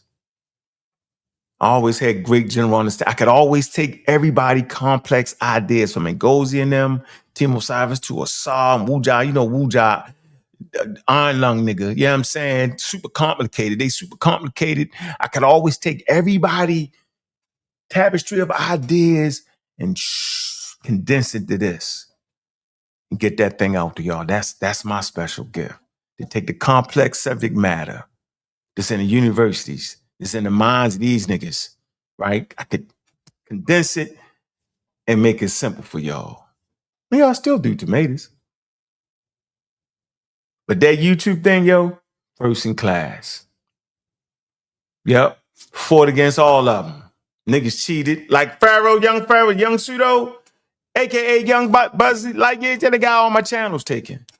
Went to the police and got all my things taken. But that's part of what make me me. So when y'all hating in the background, oh, okay, I'm not a hater. I'm a damn debater. I ain't a hater. I'm a damn participator. I participate in this thing. Yeah. So y'all ain't even got to put no respect in my name because I don't need it anyway because I'm taking it. You don't got to give me nothing because I'm taking it. I am. Hey, King Black, you don't want none. Everybody talk crazy, you know what I'm saying? Can't hit the mic. We know. No heart. Probably believing in some kind of goblins and gooses and fakery anyway. Anyway. But I want to kind of give y'all that story of the online conscious community, yo. I wanted to show y'all how it formulated. It wasn't formulated through Bobby Hemmett, through Phil Valentine. It wasn't that. They was on their way out anyway. They was on their way out. And all those videos that y'all seen early in the days, yo, I put them up there. Right? All those interviews, I put them up. All those old tapes, I made the money off that. Me and my man Talib, the producer of the Real Black Atheist Show. We put all that stuff. I made the first money off all that. Yep. Good money. Sure did. Right? So y'all might not understand the story. Y'all might not. It's all good. I ain't running. I'm dropping the link for you. Get some heart. Jump on it, boy. Come on, King Black. Oh, you said you running. I tell y'all these things to make it clear on who the hell I am and who you dealing with when you jump on here talking reckless and crazy. Right? I understand full-blown pseudoisms. I understand scientific literacy. Pull all that together, yo, you get me. God killer. All that nonsense, all that, this, that, and the other. Man, nope. I know what it felt like to be a winner, and I know what it felt like to be a loser, and all in between. That's the difference right there, man. You ain't gonna hit no link because I'm definitely going live later. Yeah, you is running. Yeah, you're gonna come up with something crazy. Yeah, you're gonna get beat down. I'm talking intellectually down. Yes, you are. Nobody, science is undefeated. You ain't read this. What you ain't reading? You ain't reading this. It's too white for you. Ancestors' Tale, Richard Dawkins, and Yang Wang. You ain't reading this. Nope. You ain't, nah. You ain't reading that. You ain't reading this. Jeremy, here you go. First steps. How upright walking made us human. You ain't reading that. Nope. You don't even got it in your library, yo. If you don't got it in your library, you ain't got it. You don't got it. You don't got this. Look, indigenous race of Earth. You don't got that. Knox, J.C. Knox. One of them scientific races. You don't got that. You ain't even reading that. You don't got this. You don't got this. Types of mankind. Ethnology. Researchers. Based upon the ancient monuments, paintings, scriptures, cranial of race upon the natural, geographical, philosophical, and biblical history. Robin, you got George Robin Giddens. You got Samuel George Morton. That's the father of scientific racism. William Usher, Clark, and Knox. You don't got that. You ain't got that. You ain't talking to me. You talk to somebody else, get beat up. You don't want to talk to me. You don't want to talk to me. You don't want to talk to me? Man, no conversation with me. No, you do not. There you go. Yeah, y'all don't want to talk to me, bro. Y'all playing. Call me the daggone Charlene, whatever the hell, the grandmaster with the gray hair, nigga. I'm coming with the one finger. Yeah, do that. Dive up here, yo. You can only teach me something if you scientifically literate. Anything else, yo, you mumble jumbling. You mumble, bumble, jumble. Yeah, hopefully I can get Say Cool in the ring and get him real good. Say Cool, where you at? I'm calling you out. You want to play? It's time for us to get back in the ring again. Fight two. Half of y'all scared to read this, scared to death because the man is white. Undeniable evolution and the science of creation. Bill Nye. He too white for y'all. I just showed y'all white, but y'all scared to death of a white boy. Scared to death. Reality check. How science deniers threaten our future. Y'all threatening our future with the fake nonsense. Yeah, y'all actually threatening our future with the nonsense, man. Yeah, that's what y'all doing and talking about you teaching black people stuff. And why, man, let me get on up there going. Let me get on the hold on. Let me hit y'all with the trick or treatment for a minute. Trick or treatment. Trick or damn treatment. Trick or treatment. Trick or treatment. Yeah. The undeniable facts about alternative medicine. Trick or treatment. Simon Sign. Well, he's serious right here, yo. Trick or treatment. Yeah. So anyway, that's why I'm armed and dangerous, yo. The 6 shooters don't run out of bullets. I got the pseudo books. If you ain't got a better catalog of pseudo books, you ain't gonna be better than me. You gotta get your pseudo book up. Pseudo books. So I just wanted to give y'all a little bit of who I was, and what I was doing. I brought anthropology to the community, to this online community. Dr. Benjamin was trying. They wasn't quite there yet. They knew what they was looking for. You look at their bibliographies, they got a lot of that. It was old, but you know what I'm saying? It was old when they gave it to y'all. It was out of date when they gave it to you. That's another thing. All the information we got to build these communities was already old when y'all got it. So I was spitting out rhetoric, old information when I first got in the community 20 years ago. It was old already. It was outdated. Dr. Ben's work was outdated. All of them was talking outdated. Yep. It was. Big up to Soy Kiata. Great man there. Great man. So, yeah, a Preem, yo, we know about Madame Bavowski now. Aleister Crowley. Yeah, y'all gonna find more about that later. We gonna figure out who Aleister Crowley is. Yep. Gonna find out who that was. All right. So back to the new age thing, source them up.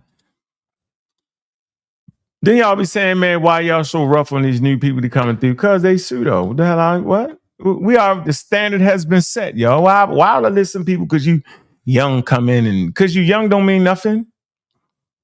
So the movement gained significant, we're talking about new age movement, momentum in the 1960s and 70s, right? Developments including David Spangler idea of Feinhorn Foundation in 1970, which emphasized personal transformation, right, to usher in new age. You know, like the age of Aquarius and all that nonsense. This is the age of Aquarius. You smoke weed and all that and psychedelics, yeah. It said this period also saw the popularization of Eastern spiritual practices and philosophies in the West, such as transcendental meditation and various forms of yoga and Buddhism. Yeah. See? Told you. The movement core beliefs centered on the coming era of peace and love. Achievable through individual spiritual awakening and transformation. Don't that sound like most of y'all? Told you. Dun, dun, dun, dun. What the common beliefs are. The New Age movement is characterized by beliefs and coming era of peace and enlightenment, often referred to as New Age. This idea, all right, expected to bring in an era of suffering bring an end to suffering, all right, and usher in a period of highlighted spiritual content. That's that word, consciousness. Thus, the conscious community. Yeah. Spiritual consciousness. heightened spiritual consciousness. The key beliefs, practice the new age. Man, hey Neil, I'm live, man. I'm live, man. And they can hear you. I'm live and they can hear you. What you doing? Oh, I just sent you a video, beautiful video that what it supports your, how to branch. We were never originally monkeys. That we were a branch. It breaks it down. I know you'll like it when you get a chance to see it, though. All right. Right. And last but not least, did you see my flyers? I ain't look good. I'm looking. All right, when you get a chance, I'm out to here. All right. Hold on. Key beliefs. Here you go. Let's see if y'all got any of these beliefs here. Drum roll. Okay. Personal transformation. Individuals can experience and forecast a new age through personal spiritual growth and transformation. Yep. Holistic healing. Yep. Emphasizing on alternative and complementary medicine. Yep. The hell with the vaccines and all that medicine. White man medicine, including spiritual healing. Yep. Natural remedies. Yep. That's y'all. Y'all want to be natural. Let me tell y'all something about being natural real quick. Did you know nature has killed 99.99% of all living organisms? Nature ain't never been your friend. Nature is trying to kill you, transform you into matter, eco matter. Trying to break you down to the very last compound. Anyway, natural remedies practices like what? Acupuncture and meditation. Yeah, if you sit in the middle of your living room, with your legs crossed, they got you. Reincarnation. Yep. Many followers believe that the rebirth of the soul is successive. Yep. And they came here talking about the soul. Yep. Rebirth, the soul, successive existence. Esotericism, mysticism, drawing from traditions, Gnosticism, theocracy, Madam Blavatsky, and Eastern religions such as Hindu and Buddhism. Yeah, y'all made Buddha black. If you sitting there and you made Buddha black, you're in a new age religion. Channeling crystals. Crystals, all infidecent, all of them sell crystals. All of them. Spiritual awakening, conviction, massive spiritual awakening, the population lead to global transformation. Yep, that's y'all. I told you, got you. Got him, coach. Put me in the game. Got him. What's up? Peace, King. How you feel today? Royal day. Hope all is well. Black African Power. What's on your mind? Absolutely. Just wanted to come true to do a little collaboration and just let you know about our black owned and operated app called Golden Crowns. I would love for y'all to do some of your work over there as well. We have video rooms, audio rooms, pretty much the works. You have music rooms. You can sell your music, marketplace, everything. What's your name? Hold on. What's your name? Cosmic Minds. Cosmic Minds. And what you doing? It sounds like you advertising right now. No, not. I mean, a little bit of both. It's more like I would like to collaborate with you, and So you take my email. We ain't doing no free advertisement on here, man. Come on, man. Yes, okay. Like ESPN coming. Yeah, I got it. I got a channel too. Y'all can market on my channel. Like a mob rules type of thing. One hand washed up type thing. Here, can you see the chat right here? I'm gonna put this in the private chat. Hold on. Okay, cool. Hey, you go, Cos. I'm gonna do this too. You got anything on the topic? Give me my email. Yes. I get the email. Gratitude for the opportunity. Hold on. You're a Hebrew. What are you? Cosmic Just nothing really. Nothing. I'm none of the above. Not the Hebrew or any of that stuff, man. Just Native American. Native American. Nah, I don't even go with the Native Americans. Believe you right. Come on, yo. I just kind of just say we just the original. We just the original people. I mean, that's just it. We summer everywhere. I mean, that's it really. And everything else is just a carbon copy of us. I'm not sure. I think you might be sliding slightly to the what? Explain that. I'm trying to get it out you, yo. Carbon copy. You say you're trying to get it out of me? Like what? Saying. I'm trying to make it clear because right now you like floating somewhere in between like the new age religion, you don't believe, you know what I'm saying? I'm trying to figure out where I'm gonna put where to put you at. This will help me recognize wherever I should, you know what I'm saying, partake upon your channel, which would give you you know what I'm saying, a nice look, because that's what we do. Well, We give influence yes, and vice versa. You get it? We give influence. People yes. trust our opinion. So I'm just hearing, go ahead. So carbon copy, what you mean? Well, I mean, just I'm more on the economic side, the group economics, I and like that. I like different that. things of that nature. You know, closing the wealth gap and different I like things, and how we can work together and things of that nature. Usually on I bounce around on different channels just to support, because I know we have to support each other with intention. Like you were saying earlier, you referred to surrounding yourself with people that know things you don't, or aware of things that you aren't. That's So right. that's exactly why I align myself intentionally with higher intellectuals of different specialties. I like that. So I like that's really it's kind of like intellectual martial arts for me. It's kind of like, okay, I could take this and add it to my intellectual belt. I could take this, a little bit of that, and the things I don't really align with me, I just kind of leave it. okay. I like that. I like the economic. You from Philly? New York and New York? Virginia over here in You VA. from Virginia? Okay, all right. So I know I like the financial piece, man. I think we need more of that. Yep. I think we need more of that, bro. We need more economic stability. That's part of the whole thing. STEM and financial literacy, yo, and I think that'll get us through. And you can sprinkle your religion in after you done came home from a hard day of work, and you can pray, you can do all that. But you can't lead with that. Can't. All right, Cosmo, I gave you my email. All right. And that's what it is. All right, I'm dropping the link for y'all, man. Hey, if y'all want to do some advertising, man, y'all know how to get in touch with me, man. Y'all can advertise on the channel, man. Do that. Get your product brand out, whatever you got. All right. Sa.neter, I know he with that. If you wanna promote something on the pseudo killers or the community skeptics, no pseudo. Not promote no herbs and spices, chicken broths for good health. Veganism. Nah, nah. Did you know that Europeans brought veganism to America? Yeah, I bet y'all didn't know that, did y'all? You know, Uh, go ahead. but nah, peace, King. Gratitude for the opportunity, man. I'm gonna just go ahead and set up for my show. I gotta do in a couple hours. All right, Gratitude, man. though. All right, peace, man. I'll get you the email in a few. All right, I send it to you. Appreciate you. All right. Yeah. Let me see. Why not lead with spirit? With the spirit? Why not lead with this? Because it's the spirit. You can't lead with it because it ain't you can't find it. Where is it at? Where anybody know the spirit? Can you see the spirit? Can you hear the spirit? Can you touch the spirit? The spirit should always be there. Why would you have to lead with it?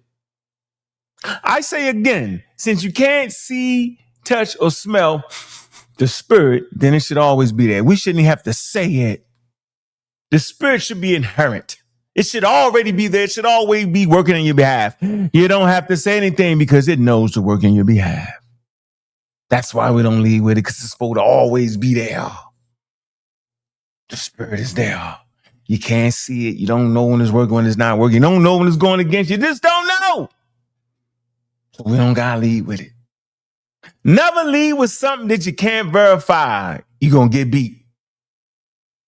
I'm going with the spirit of my ancestors to hit that jump shot, but you ain't worked on it at all. Your ass is grass. You're in trouble.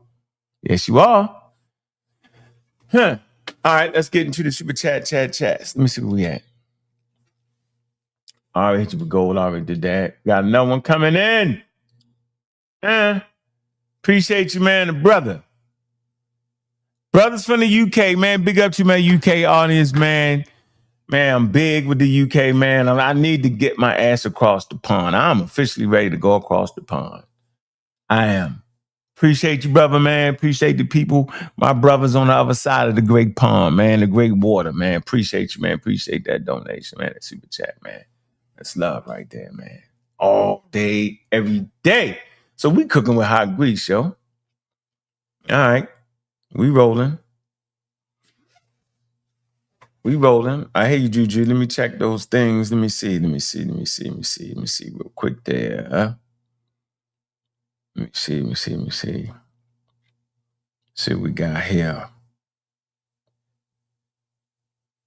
Let me see here.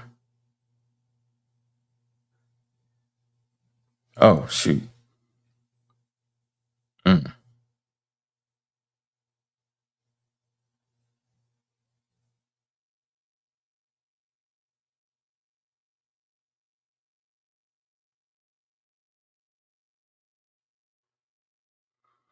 All right.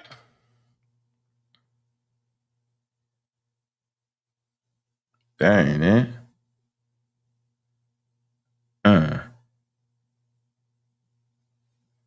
Oh, hold on, y'all. One second, God damn it. I had to get something for the family.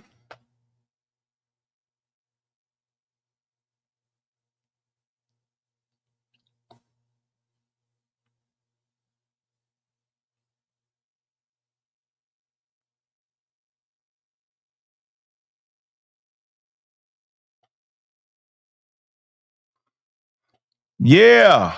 Got him. Got him, shorty. Got him. Put us in the damn game.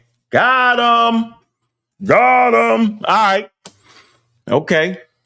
Let's see. All right. He said, yes, sir, brother. Just clear customs and we got you. Clear customs, yo. Yep. Because I'm bringing no pseudo baggage with me. All right. Do y'all know how important these conversations are that I have with y'all, man? Y'all don't even know, man. Y'all should feel special because the show, I feel special to have y'all, man. Y'all said actually feel special because we are special. It takes special people to put up with me. It do. It takes somebody thinking. You gotta be able to think. You gotta be special. Average people ain't gonna get it. If you average and below average, now I don't mean in money, I don't mean in status, I don't mean in none of that. You know what I'm saying? I'm saying you got to see yourself as wanting to be better than you was yesterday. And that make you special. You want to be better than you was the last time you got on this damn mic. You want to be better than the last time you showed up on the show and was talking crazy. You want to have learned something. Special people learn something, right? Special people not only learn something, special people learn something that they digest what they've learned and they incorporate it into what they doing. That's what make you special. Now, if you still mockingbird the same old things over and over again, then you're just not special. It ain't for you. Not gonna call you dumb, stupid, and crazy. I'm not gonna do that because then I would have to refer to myself as that because I was in a position of not understanding none of that. I remember saying that life popped up all over the damn place. Human life now popped up all over the place and thought I could explain the foolery. Humans did not pop up all over the place. As of 2026, they popped up in Africa.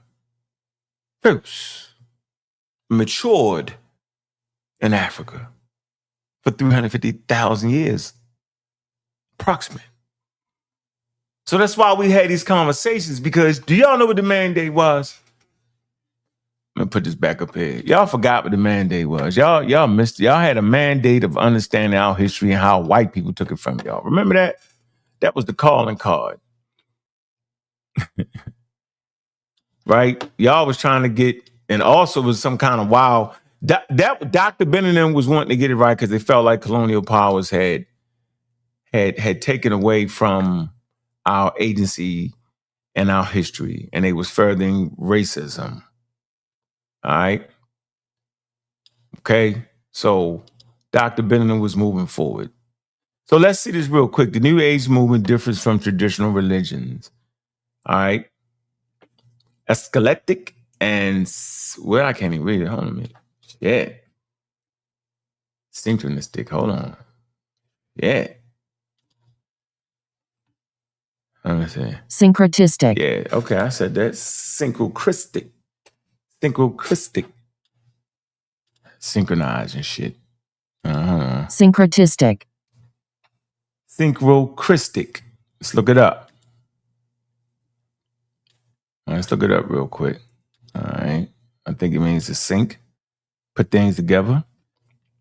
Yep, the amalgamation or attempt to amalgamation of different religions, cultures, and schools of thought.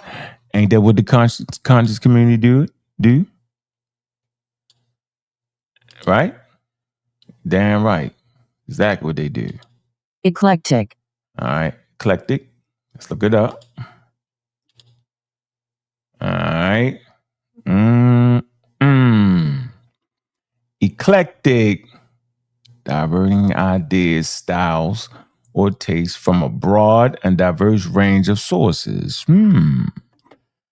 That's y'all in a nutshell. It's a freely combining doctrines. Yep. You ever heard a person from the conscious community talk? They talk like that. And then call me stupid for saying, yo, you all over the place. And practices from diverse sources. Unlike many traditional religions, which established doctrines and historical continuity, the New Age movement emerged in the 1970s and 80s, looking forward to the New Age. Remember they was all talking about 2012? We all heard them. 2012, this was going to happen, the world going to change. Yeah. New Age peace and love through personal transformation and healing. You're always talking about healing. The sisters get up here, we talking about the yanni and the healing and this and that and the peace and all that, right? That's New Age. It often integrates elements from Eastern religion, esotericism, and modern, psychological offering. Let me see. And there's responses, all right, innovative responses to contemporary life. Yeah. That sentence sums it up. That's you. Yep. Modern psychology offering innovative responses to contemporary life, esotericism, Eastern religions. It integrates all of that.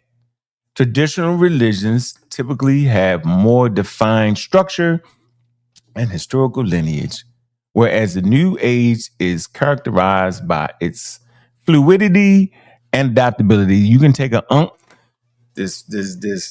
this 2 feet tall and hold it and claim energy coming out of it in the New Age movement. So if you got somebody that got trinkets and they big and they say it's power, you know that's the New Age religion, y'all. Because ain't no indigenous people in Africa doing that particular thing, but that particular symbol. Let me see what else we got here. Yep, that be y'all. Yep, there you go. See? So this is what I get, this wild. In the late 19th century, Helen Blavatsky, co-founder of the Theocratical Society, announced the coming of the New Age. She believed that the Theosophists who embraced Buddhism and Hinduism notion as reincarnation should assist in the evolution of the human race. So why would y'all talk so wild about Europeans and the foundation of what you do? It's this.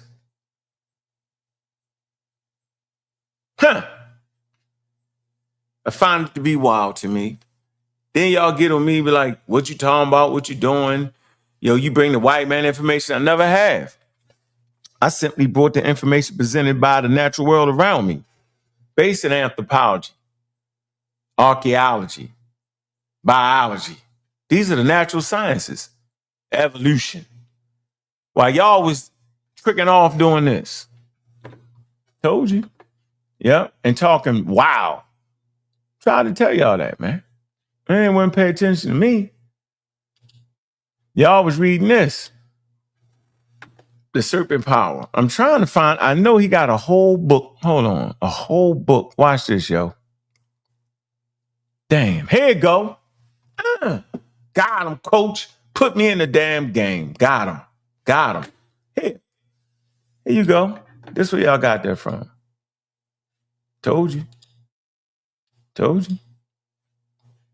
Yep. Egyptian yoga, pictures of the gods and goddesses, the ancient Egyptian system of physical postures from health, meditation, and spiritual enlightenment, and the ancient Egyptian origin of Hatha. What? Hatha yoga. See me poop. Hatha the hell is going to cheat? He's scamming. This is a scam. If you got this book, you've been scammed. If you sitting there on the floor like this, you've been scammed. If you think, does this make sense? You have been scammed. And that's why I'm saying you are part of the quote unquote new age movement. Here you go. Got him. If you're doing this, if you're doing any of that, you're scamming. Because the Egyptians, this don't mean none of that. Put some money on it. Debate that. Oh, man, y'all got robbed up. They robbed you up, yo. So if you sitting there with your fingers connected, this the sisters. Your fingers connected, the brothers. Your feet about to break off because you got them in a wild position, yo. Now, let's get this straight. Yo, yoga is good for you. At the gym, they got yoga. I ain't gonna lie, yoga is good for you, but don't lie about it. It ain't no indigenous African practice coming from the Nile Valley. That's the cat part of it. So I'm making light of it because y'all wild out on this. Crazy. This is not my yacht. This is scammery. Yeah, debate that. Bet you won't. Bet you won't. Yeah. Yeah. Mm-hmm. And mad at me and talk to me. Big up the kick door low. Big up the goddamn kick door low, kicking in them damn doors. Yeah. Talking about me. I got him, coach, put me in the game. So don't hate me when I say Jabari and them scam. Listen, yo, if I'm sitting up there beside a man promoting Nile Valley history and he talking Egyptian yoga, yo, I'm going to say, yo, where you get that from? Give a damn about the show. It's about accurate information. I know how to say it eloquently. Well, sir, you know that yoga thing is a Hindu tradition and has absolutely nothing to do with ancient African traditions. Why do you connect the two? That's a good question. But I'm never sitting there letting somebody get that off. You know what I mean? Yeah. All day, every day. My man say family dollar. Yeah, they got the family dollar scholarship, yo.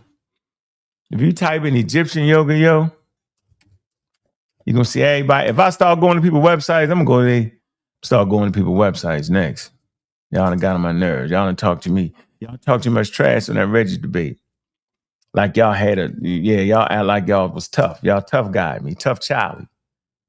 Y'all tough Charlie me. Y'all was tough Charlie. You was too much Charlie tough. Yeah, y'all was. Don't make me start pulling out the websites. Pull out them websites on y'all. Egyptian, yoga in ancient Egypt. No such thing. They capping, robbing y'all, making it out, stealing folk money. The Black History Yoga, all that Yoga International, yoga, philosophy, none of that. Got nothing to do with none of that. Cap. Made it up. New Age movement. All y'all websites, you robbing. That's what you doing. Comedic yoga experience. Look, scammed out. Scam y'all have to death. Dumb. Look, I don't know what this is. It's just coming over anything. Look. Y'all fell for it because you don't know how to judge none of this. You don't know what the hell you doing, man. Nope, you really don't. Yep. Nope. What is this? Any website we pull, all of it is wild. Comedic yoga. No such thing. Yeah, if you're in the middle of Egypt somewhere, yo, and you doing this pose, yo, you've been scammed out. Get it out of here. Look, scammed out. The Western world highly acknowledges India as its influence for yoga practices all over the world.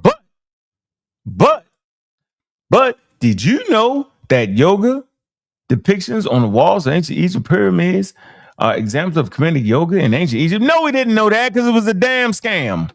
Scam I am. Scam I am. It's the scam I am. Look at that. Beautiful sister up there. How they said perpetrating a fraud. Look at that. Gone. Instead of just saying, yo, yoga, it can be very healthy for us, right? And we don't have a problem with introducing another culture's way of exercise and good health into our thing. Tell the people the truth, man. You don't got to make this up, go all the way to Egypt and stand in front of a pyramid and scam us. That's horrible. Come on, man. That's what I'm saying. See, look, man, I just got to be the bad guy. I don't care. I'll be the bad guy. Let me be the bad guy. Run y'all off a little bit. There you go. That's why I can't be on none of the programming. They don't call me. I don't hit my phone. We got the champ in the building. I'm always going to put the champ in the building. Scam, pacing, comedic on yoga. We got the champ in the building. Ladies and gentlemen, we got the champ in the building. The champ is here. The champ is here. Pick up the Reggie, man. Yeah. So, yeah, we having fun today. I'm dropping the link. Where y'all at, man? Where the hell y'all at? Y'all say, no, sir. I know the serial killers want to get up here and talk crazy. No, sir. Oh, hell no. Let me see. Nope. We're going straight community skeptic pseudo killers. And when I get from work, I got about an hour from work. You know what I mean? And we're gonna go that. We're going that route. No, hell no, Kent. Hell no. Hell no, kick no low. This is a double stream. After 5, we getting it in, and you can come up here and do what you do. Big up to Kent, man. He started the pseudo killers with me, man. That's my man right there, man. Kick door, yo. He a crazy guy. No nonsense. If he smell a slight pseudo piece twinge, he be like, man, they scamming.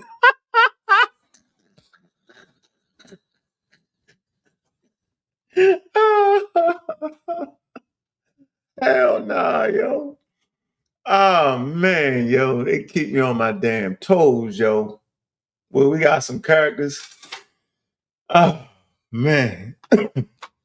You think I'm hard. I'm easy, yo. They be, boy. I be fighting for my life, yo. Reggie be fighting for his life. See, the pseudo killers, man, if Reggie is saying something right, we're gonna support him, yo. But we always got one eye. We keep one eye on Reggie. You got to. Sometimes you gotta squint your eyes on Reggie. You gotta squint. You gotta squint. Yeah, I don't know about that. I don't know. You gotta squint your eyes. You gotta squint your eyes sometimes, man. Man, where y'all at, man? The ice, baby. Did you ever touch the ice? Yeah, Kim Dolo did. I had to fight him off me, man. He was messing with my system with the ISIS papers, man. I had to fight Ken off of her. Man, I say, listen, man, all the people that I got dead in my heart, yo, man, they put them people in the pseudo list. And I was like, no. The ISIS papers, I'm not doing that. Wait till we do an exclusive pseudo killer and community skeptics, and we could do it. This is not the moment. Now, if you ask me, the melanin stuff was trash in that book. I could say it was straight trash. Nonsense. They all got scammed by one doctor, the melanin guy. I forgot his name. Reggie know his name. Scammed the whole community. Got everybody melanin up half the death. He was definitely wild with that. A lot of wild metaphors. He was. Francis was wild. But I like the person she was. I talked to her. I understand her experience being in America. And so for me, I have a pass that I give Dr. Benedict the pass. Right? Because if you talk to a white person, he talking about his white skin is superior, I ain't mad at you in the 50s and the 60s and the 80s if you coming back with that. I ain't mad about that. I don't have a problem with that. I don't have a problem with Dr. Ben acting like he had doctor's degrees. That's good. Because y'all lit niggas right now rock fake doctor's degrees don't say nothing to them. So why y'all mess with Dr. Ben? So I don't got a problem in the middle of oppression, you scamming people, institutions, and acting like you had something you don't got and using their name. I mean, look, that's par for the course. They ain't even letting you have your civil rights. So I ain't worried about you making up some paper. So I never gig them on. I never gig them on that. I always put the proper time and space. Now, the people that promote that stuff, you're the wild ones because it's 2026 and that's the difference. So I never called them pseudo. They say they got it wrong because they was fighting against people that were saying the exact opposite. And we wasn't even giving them a fair opportunity. Libraries was marginalized. You couldn't go to a white library. You had to go to the black library. You know that was a real difference. You couldn't get in certain schools, right? You ain't had your civil rights. So don't talk to me about white people in the 50s. I'm not listening to that. And don't talk about black people responding to that nonsense in the 60s and the 70s, 80s. Don't talk to me. I don't want to hear it. Now, when you start getting up in the 2000s, once the genome, listen to me. Once that genome came down the pipe, pre-genome, I'm going to give you a pass. Post-genome, you out of order and I'm on your head. That's why I be beating up Phil Valentine, because he's post-genome. Yeah, he's scamming. He got to be. What else is he doing? All of them. That's why I don't got no elders. Because they post-genome and they still talking that talk. Now, that's the rule. That's the rule. If you pre-genome being mapped out, you get the pass, right? If you pre-civil rights, you get the pass. If you post-civil rights but still in that flavor, it's still the flavor. The stench was there. They wasn't really paying attention to it. I'm giving you a pass. That's why I say post-genome. You know what I mean? Yeah, somewhat. Post-genome, up is corner how close you are to that genome, right? All right, I'm okay. But that after that, your ass is grass. Yeah, you can get no sympathy from me. 8 to 80, blind, crippled, crazy. You can be an 8-year-old, 11-year-old, talk, that mumble jumble, I'm on you. Yeah, because we didn't map the human genome. It's a lot to get from that. It's a lot to get from that genome, y'all. It's a whole lot to get from that genome. Once that genome is mapped, now we understand humans. We understand their genetic makeup. We understand their connection to the other anthropoid apes, right? We understand a connection to monkeys, to chimpanzees, to gorillas. We understand that. We have a clear picture of that. Okay? And I think they totally completed it maybe a couple years ago. All right? Totally completed it. Yeah. Evolution is in full effect, right? If you post genome talking about vaccines ain't real, you scamming. All right, and that quote unquote African centered community or whatever it was, they was wild for that. Sister Sci-Fi, what it do? Yeah, so if you was in, watch this. This is another thing I don't give no pass. That's why I don't mess with all the Pan-African thing and the black algae thing is dangerous, yo. It becomes dangerous because they was definitely fighting us against the pandemic. And that pandemic, they definitely said. I'm gonna say it. I'm gonna say it. Listen, let me show y'all something.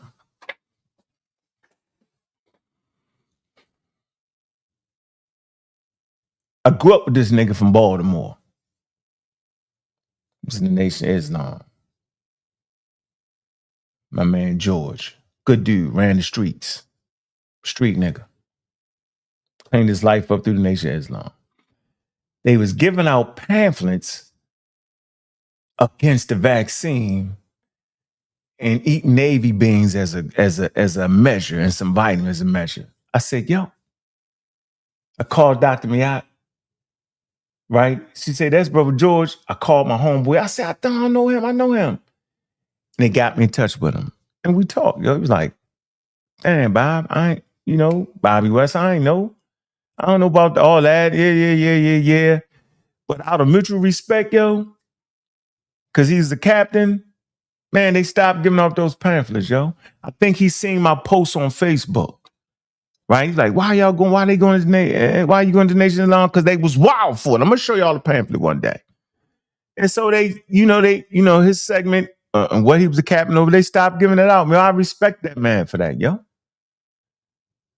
But I ain't had no respect for the Nation of Islam, you know what I'm saying, outside of him and what he had control over. All the rest of that was cap, yo. All the wild nurses that was wild against that, yo, I cut them off. That's cap. In the middle of a pandemic, yo. No support for none. I'm by my damn self. Had to drum up a team. Big up to Sean. Right? Garfield and them. Big up. And the biggest supporter of what we was doing, although they didn't get vaccinated at the time, which I knew they was doing, was sa.neter. He put me in a position to go against the largest anti-vax community in the world. All right? Put me in that position to go against Dale Bigtree and them, Robert F. Kennedy, Nut, all that. That's real for me. But the whole Pan-African, the black groups and all that nonsense, the noble group, that shit was trash. And this is what I'm going to say that don't nobody want to hear me say. I can't cuss, right? I want to cuss. It's a perfect time for the F-bomb. Do you know that these groups that claim fighting the revolution and fighting for the health and fighting for black people in America, yo, do you know they put the elders at risk? Do you know how many elders in that community died because they wasn't vaccinated? Did y'all know that? Did y'all know how many elders is sick right now? I ain't gonna say no damn name. I'm telling you, you got elders in those communities sick right now. Their hearts is failing, all that, because they was more afraid of the damn vaccine than they was against the vaccine was created for. You got people in that chat right now that'll swear you down. They tried to kill us. But let me give you a little something here. Y'all weakened your own community with the nonsense, and the elders are suffering from it right now. Did you know that my friend, now this is my friend, I made sure he got vaccinated. I was like, I got the vaccine. James Smalls, that's my man. Do you know in that largest debate in the conscious community, that vaccine debate, packed up. 90% white people in there. Do you know this man, him and Divine Suspect was on the side of the white people? They supposed to be black, this black love, they on that side.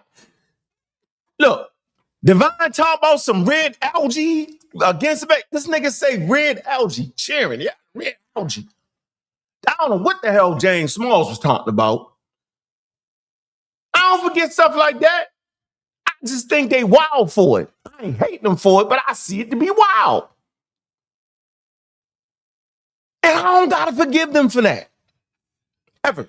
The whole Pan-African thing, I'm gonna start replaying videos. They debate me over this. These are Pan-African brothers. Now, I never wanna, listen, this is what you never wanna do. You never want to paint a whole organization based off of some nuts. But man, they never policed their own nuts. Why I had to police them? I never heard Pan-Africans. Well, Dr. Meow is a Pan-African, right? But y'all know what the hell I mean. Them card-carrying members, most niggas ain't even card-carrying members. They don't pull up, they don't be saying, yo, we shouldn't have did this, we did that. Most Pan-Africans don't even know the history of Pan-Africanism. Most of them are Garveyites, which is a wild sect of them, because you know they got the funny hat, right? Anti-this, anti-white people, anti-men, all that. Man, yeah, them groups that y'all thought was there to help the community, yo, was trash and got y'all elders suffering right now. And I said it. Now, I said it. Go get them. Right now, they harboring ill feelings, you know what I'm saying, because they was wrong and they won't tell you they was wrong. You only had the pseudo killers. Yo, we brought the first, dude, we brought a white doctor on the platform, yo, to talk about vaccines, yo. They threw tomatoes, apples, berries, the fruit truck. Y'all, they did all that, yo, and they think I'm supposed to take it light on them now. Nah, nigga, don't never talk to me about taking light on nothing. Because when we, watch this, when we really needed them organizations, this is what I'm going to say. Now watch this. And I ain't being mean. I'm trying to give y'all something serious, yo. All that talk, that's dope. You know, and that's why I protect the sisters that actually help us, like Juju, Miss Tiff, Dr. Mayad, because they fed into the vision. I had a vision I got. Kent and them, they could see the vision and further the vision. Vance, all these dudes, man, I could just keep mentioning them. Yo, I ain't leaving y'all out. I just don't feel like doing a damn roll call. I probably shouldn't have said them names right. The hell with it. The ones that y'all claiming elders, them niggas ain't step up. Them organizations that y'all claiming helping black people, they ain't step up. That's the only time we needed any of that thing. Listen, think about that, yo. These niggas like Haru. Haru.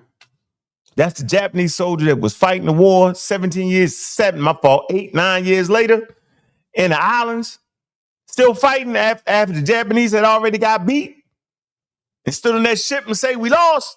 They were still fighting. That's how all them black groups was. They were still fighting the war of liberation against the white man. But you couldn't help us liberate ourselves against something that was killing us in real time. You couldn't give us the right information. You gave us wild, crazy white people information. And the whole time, y'all arguing, y'all fighting against the white man. Y'all practicing white man spirituality, new age. Y'all practicing white man anti-vaccines. Y'all doing, and the whole time talking about I'm the enemy and I'm giving y'all white people information. Damn you. I'm never letting that go. And I ain't tripping. I ain't howling, screaming. That's why I don't mess with none of them and all that. That's why I don't care. Now y'all know, because it seems like the group that I falsely cared the most. I'm not saying that everybody was on board. They might have had some hesitancy, but we educated ourselves. And we all stuck together while y'all sitting on the sideline talking about eat some chicken noodle soup to stop a damn virus and how crazy I was. They killing us with the vaccine. No, y'all killing yourself by not taking it. By these revolutionary groups that claim to fight a mystical war somewhere. They was actually helping. They was actually helping destroy our community. One elder at a time. One African American at a time. As we got infected and passed on the daggone pathogen. And act like good, tight medical science was some kind of way wrong. Yeah, right now, they come up in that chat and won't say, you know what, Unc, you was right, yo. The only reason we back outside like this is because of medical technology, yo. Oh man, I remember like it was yesterday, yo. The backlash, I can't believe you, the chairman in the debate for the other side, all that occurred, yo. And y'all thought I was gonna sit back and think that, but it never was cool, yo, to play with y'all lives, yo. It's cool to be on this mic to play like you fighting the revolution. All right, whatever, man. Okay, y'all niggas is fighting like y'all in the 60s. That's cool. No problem. Y'all think y'all the Indians. No problem. Y'all think y'all the Hebrews. Bet y'all think Jesus Christ gonna crack the sky and come down here and change reality for y'all. I bet, yo. I'm light work on y'all with that. But to go against medical information that ain't none of y'all qualified for in the middle of something to come around every 100 years or so, a pandemic that swept around the world, that colonized the world, and play with that, and then still claim to love black people and care about them, and then talk trash to me, I'll beat you up every time I see you, yo. I'm never letting that go. Now, I'm never letting that go, yo. That I had to take that mission on by myself. I'm capping. But I definitely dove out the window first. And the scientific literary people dove through like they were supposed to, yo. We did, yo. What we got here? Gotta be the super chat. Let me see. What we got? The Cali Enigma, that's my man right there. Facts. I battled people in my community who fought against the vaccines. They told me that elderberry, black seed oil, and sea moss zinc. Yeah. There you go. Hitting them right in the head with it. Yep.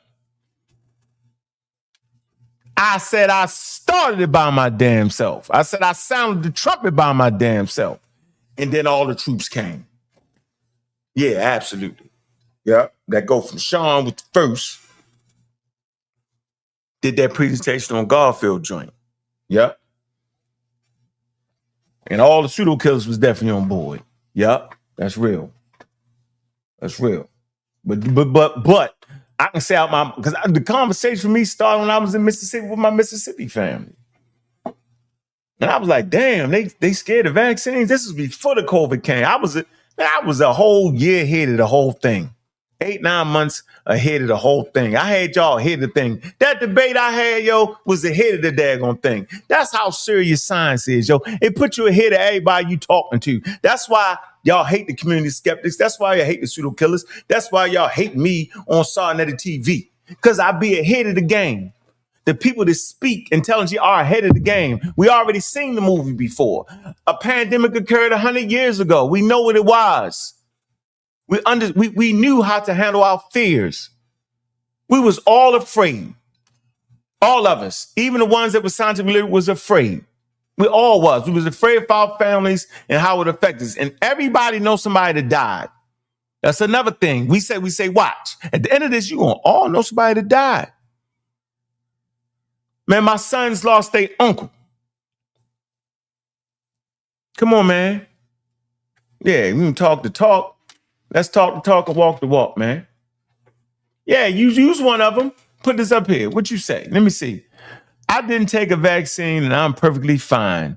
Many who did, shut up. See, that's a fool. See, I will never listen to you again. Has demonia. I can't even read you down. I don't even care to pronounce that right. You a nut. You one of them dudes. See, he's one of them people right there. But what he won't do is hit that daggone button and get up here and talk about it. You don't know if you fine or not. See, it was that type of stuff. It was all that. It was all that.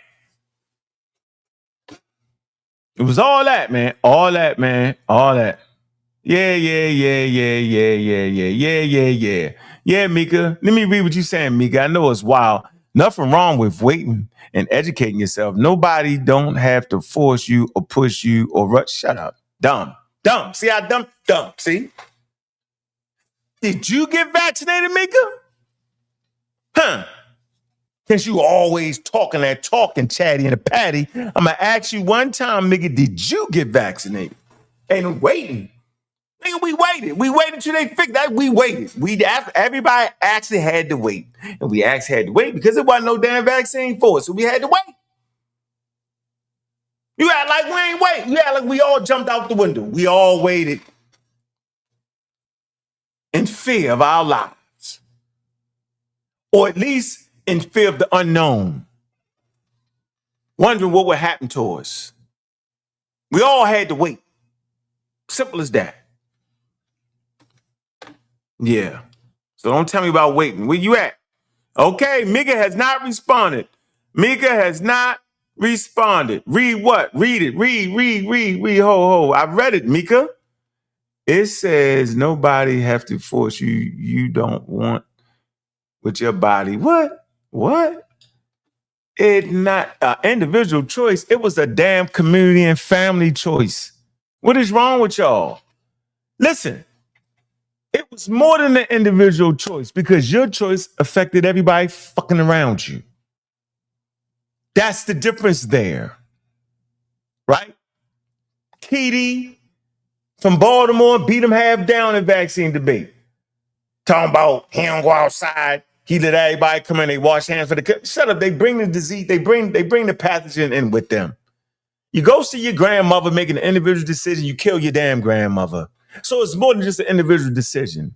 It's a family decision as a whole. And that decision should be made through education. Of course you'd be uneducated on the subject. Of course you can be hesitant. But let me tell y'all something here. Right? And I'm going to say this. Let me tell y'all this right here. I want y'all to know that for all the years y'all been living and talking that talk from little kids, right? Y'all been having conversations on the corner, Thanksgiving dinners, and y'all talk about, well, you know, Tommy went to college and dropped out.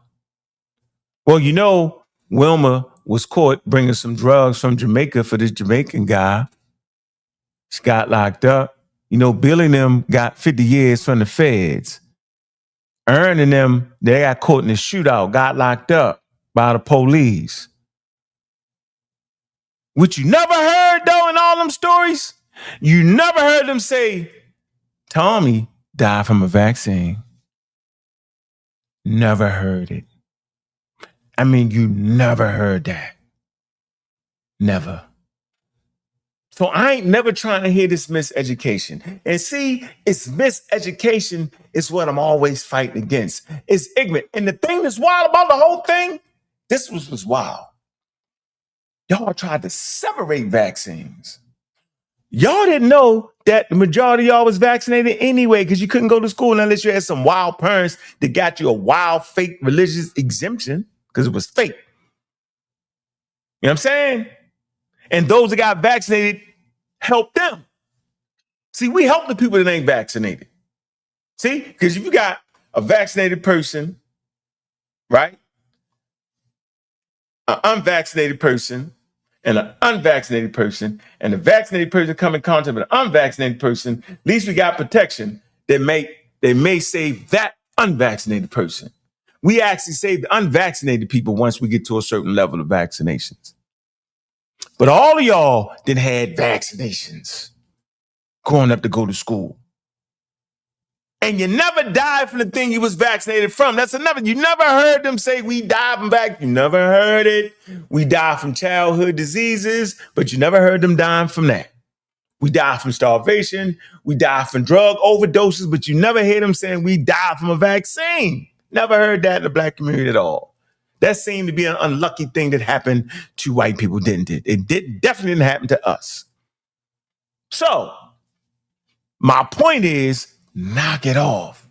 My point is, pre-genome, I'm going to give you a pass. Post-genome, all that vaccine talk, all that wow, what they didn't tell you in school books, all that, I'm not going by way of the new age, yo. Y'all can do it. I'm not doing it, yo. Y'all can do it. I'm not doing it. And I appreciate y'all support, man. And I appreciate y'all love. And I appreciate all that, yo. I really do, yo. I'm going to tell you right now, yo, we just going to keep educating ourselves, man. We're going to keep moving and grooving and keep doing it like we're supposed to do it, yo. That's what we're going to do. We ain't playing with y'all. All right, I got you. Cosmic Minds. All right, I got the email, yo. So, yeah, we 2 hours in it. Where y'all at? Where the chatties at? Scared to death to hit that. Shaking in their boots. And no, I don't want to talk about no vaccines. I'm not listening to y'all. No, I'm not going to beat nobody up because they didn't take the vaccine. I'm going to beat somebody up that didn't take the vaccine and talk crazy. That's when I'm going to beat you up because that's your personal choice. Matter of fact, I don't care if y'all never take a vaccine. Matter of fact, when you have your kids, all your anti-vax, don't get them vaccinated. You know what I mean? Do you really think I care if a person make a decision not to get a vaccine, yo? After we went through all that, do you think I'm the type of guy that really cares? I'm gonna laugh at you. Ha ha! Your kids walk around like this because they had meningitis or something. Ha ha! Look at you. I'm gonna laugh at you. That's the type of guy. I'm gonna laugh at you, guy. I'm a told you so guy. That's what I am. I'm a told you so. I told you. I told you. Yeah, that's what I do. Yeah, I'm ringing what? All right, you get no more. You gotta pay for your next comments. You gotta pay for me because I'm not doing it. Done. I gave you enough free time, man. Enough free time on here, man. Bang. Got 2 jewels. Bing, bing. Eco Cipher. Appreciate the gift. Mm-hmm. So man, look, yo. Y'all see that title though? I got off into a good one for a minute. Let me bring it back. Bring it back. Bring it back. What? Nope, that's a free one. No more free. You don't get no more free one. I ain't debating you for free. Nobody, no more free ones. What? I'm gonna do this free one. Let me see. What did that say? Because you were what? Desperate to church and God took advantage of you. Oh man, who are you talking to? Yeah, man, I always went to great church. I had pretty good churches I went to growing up. I had great church. I think the artwork changed me when I was little, looking at the white stained glass windows, colorful stained glass windows. We attracted the color as kids, man, and seeing the white Jesus and the white angels. Yeah, I thought that was wild. I think I never recovered from that. Anthony Bowman, my favorite guy to talk politics with, man. Appreciate that. Yeah, appreciate that. That's love. Appreciate that. Yeah, appreciate that. Mm-hmm. What music got you? Will Mobley, what's up? Park Heights, what's good, man? What's good? Y'all can join the discussion. Y'all want to hit the panel, man. We're going to keep it light. We off the tough talk with the bag. We off that. We off that. That's a hard, complex conversation, man. That is.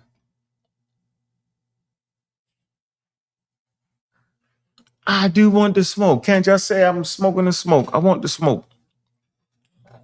I want the smoke. I'm smoking them. I definitely want the smoke.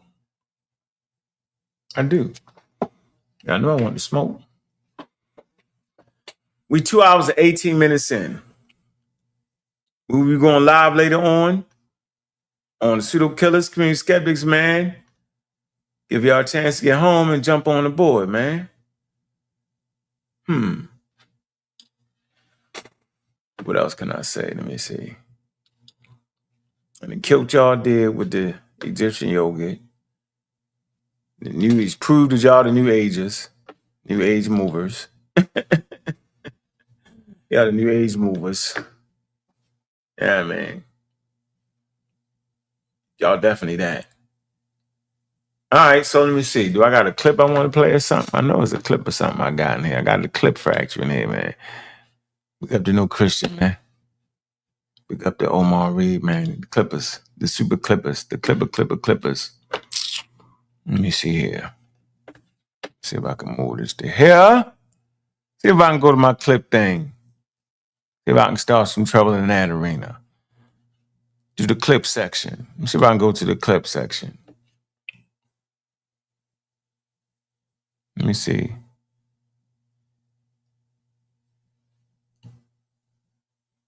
What am I missing? I'm missing something right here. What's the? Let me see. All right, that's the wrong one. Let me get here. I don't know why they in here. I gotta ask y'all, who in there? I gotta get them out of there. Let me see. Let me see here. Are they in there? Let me get them out of there. All right. Do I want to bang on the little kid? Nah, I ain't gonna bang on the little kid. I already bang hard. I gotta go easy on it. Let me see. How about the Kerry Cooney statement? We didn't fought that all day. That was a wild one. Yeah, let me see. I don't like her.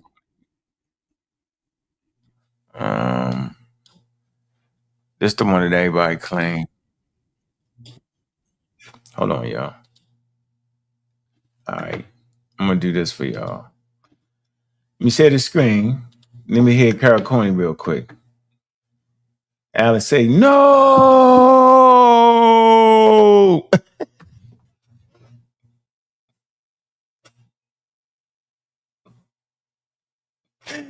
You play the clip, man. I ain't gonna play that. I ain't gonna play it. I'm gonna play another clip. I ain't gonna play that one. Alice, I'm gonna play this. I ain't gonna play that. Real quick. I ain't gonna do that. I'm gonna play this one. All right. Let's see what she's saying. All right. Let's see what we got here. With that 20-second soundbite. Yeah. Some questions can't be answered that way. And so No. you gave It's not the right research question to ask. It's Correct. a research question about us. correct. You'll never know.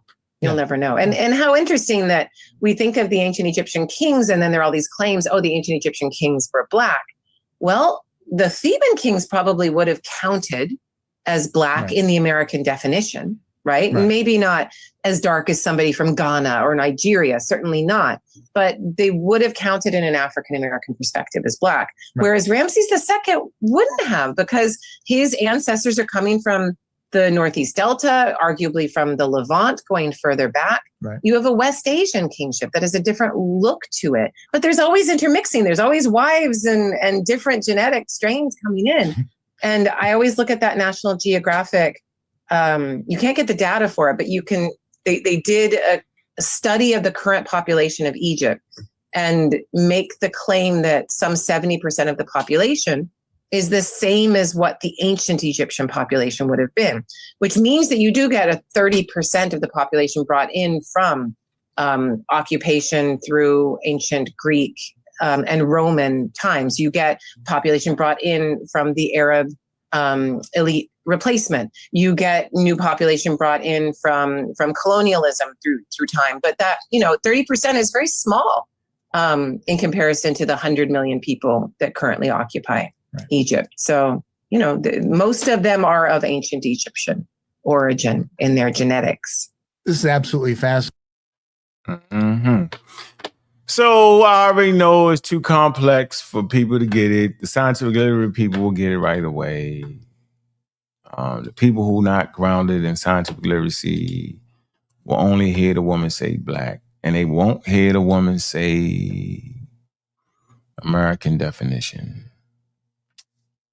So let me give you a little key. If a person got to tell you, you can only use a narrow, racist, American stance, social construct definition, on something, they really telling you, don't use it. That's that simple.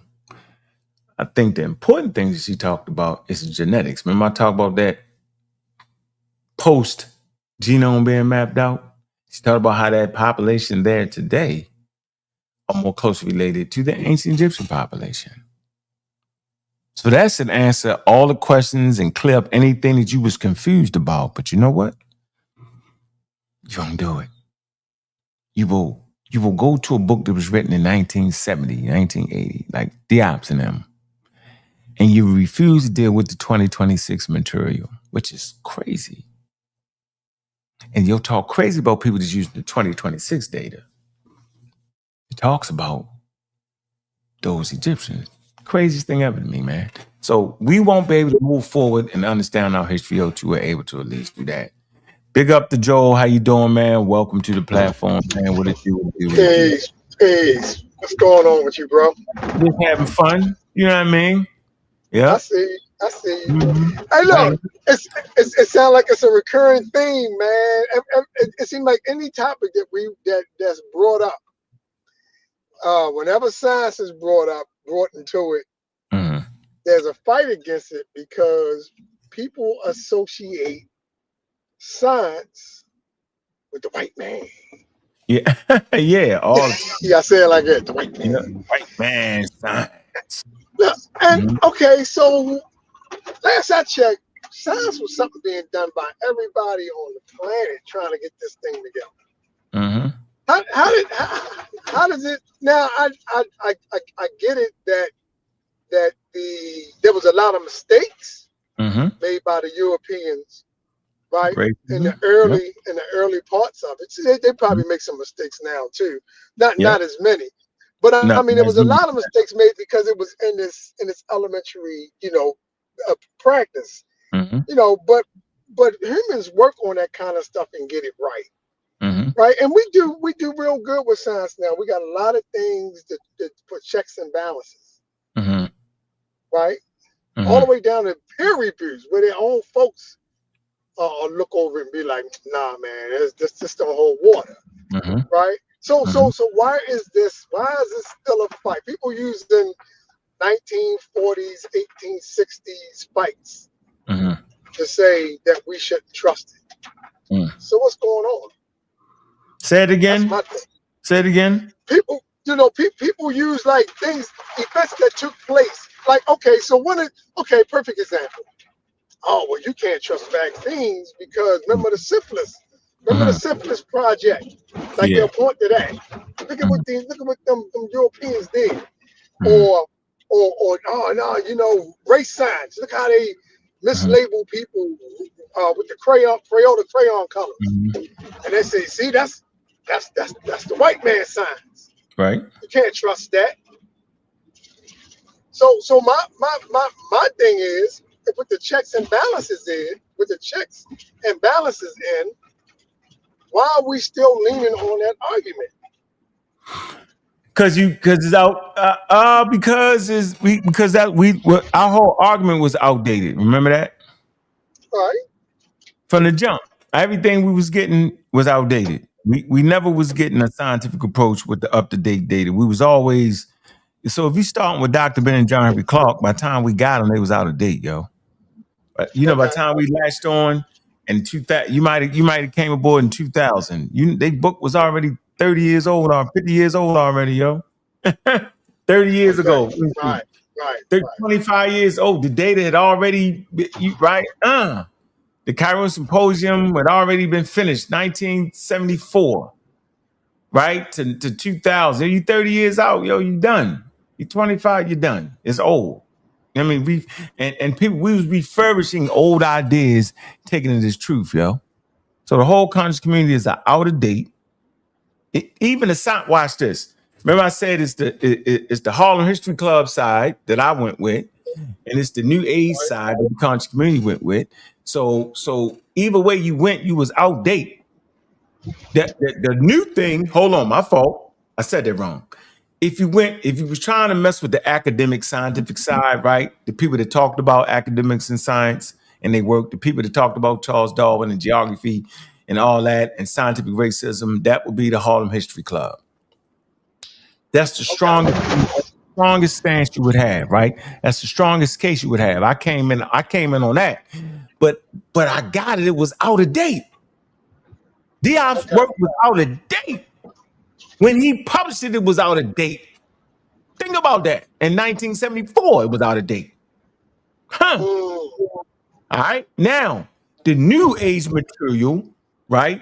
When you got that, you got the whole mumble jumble, white people mumble jumble thing. That was never up to par. It was pseudo.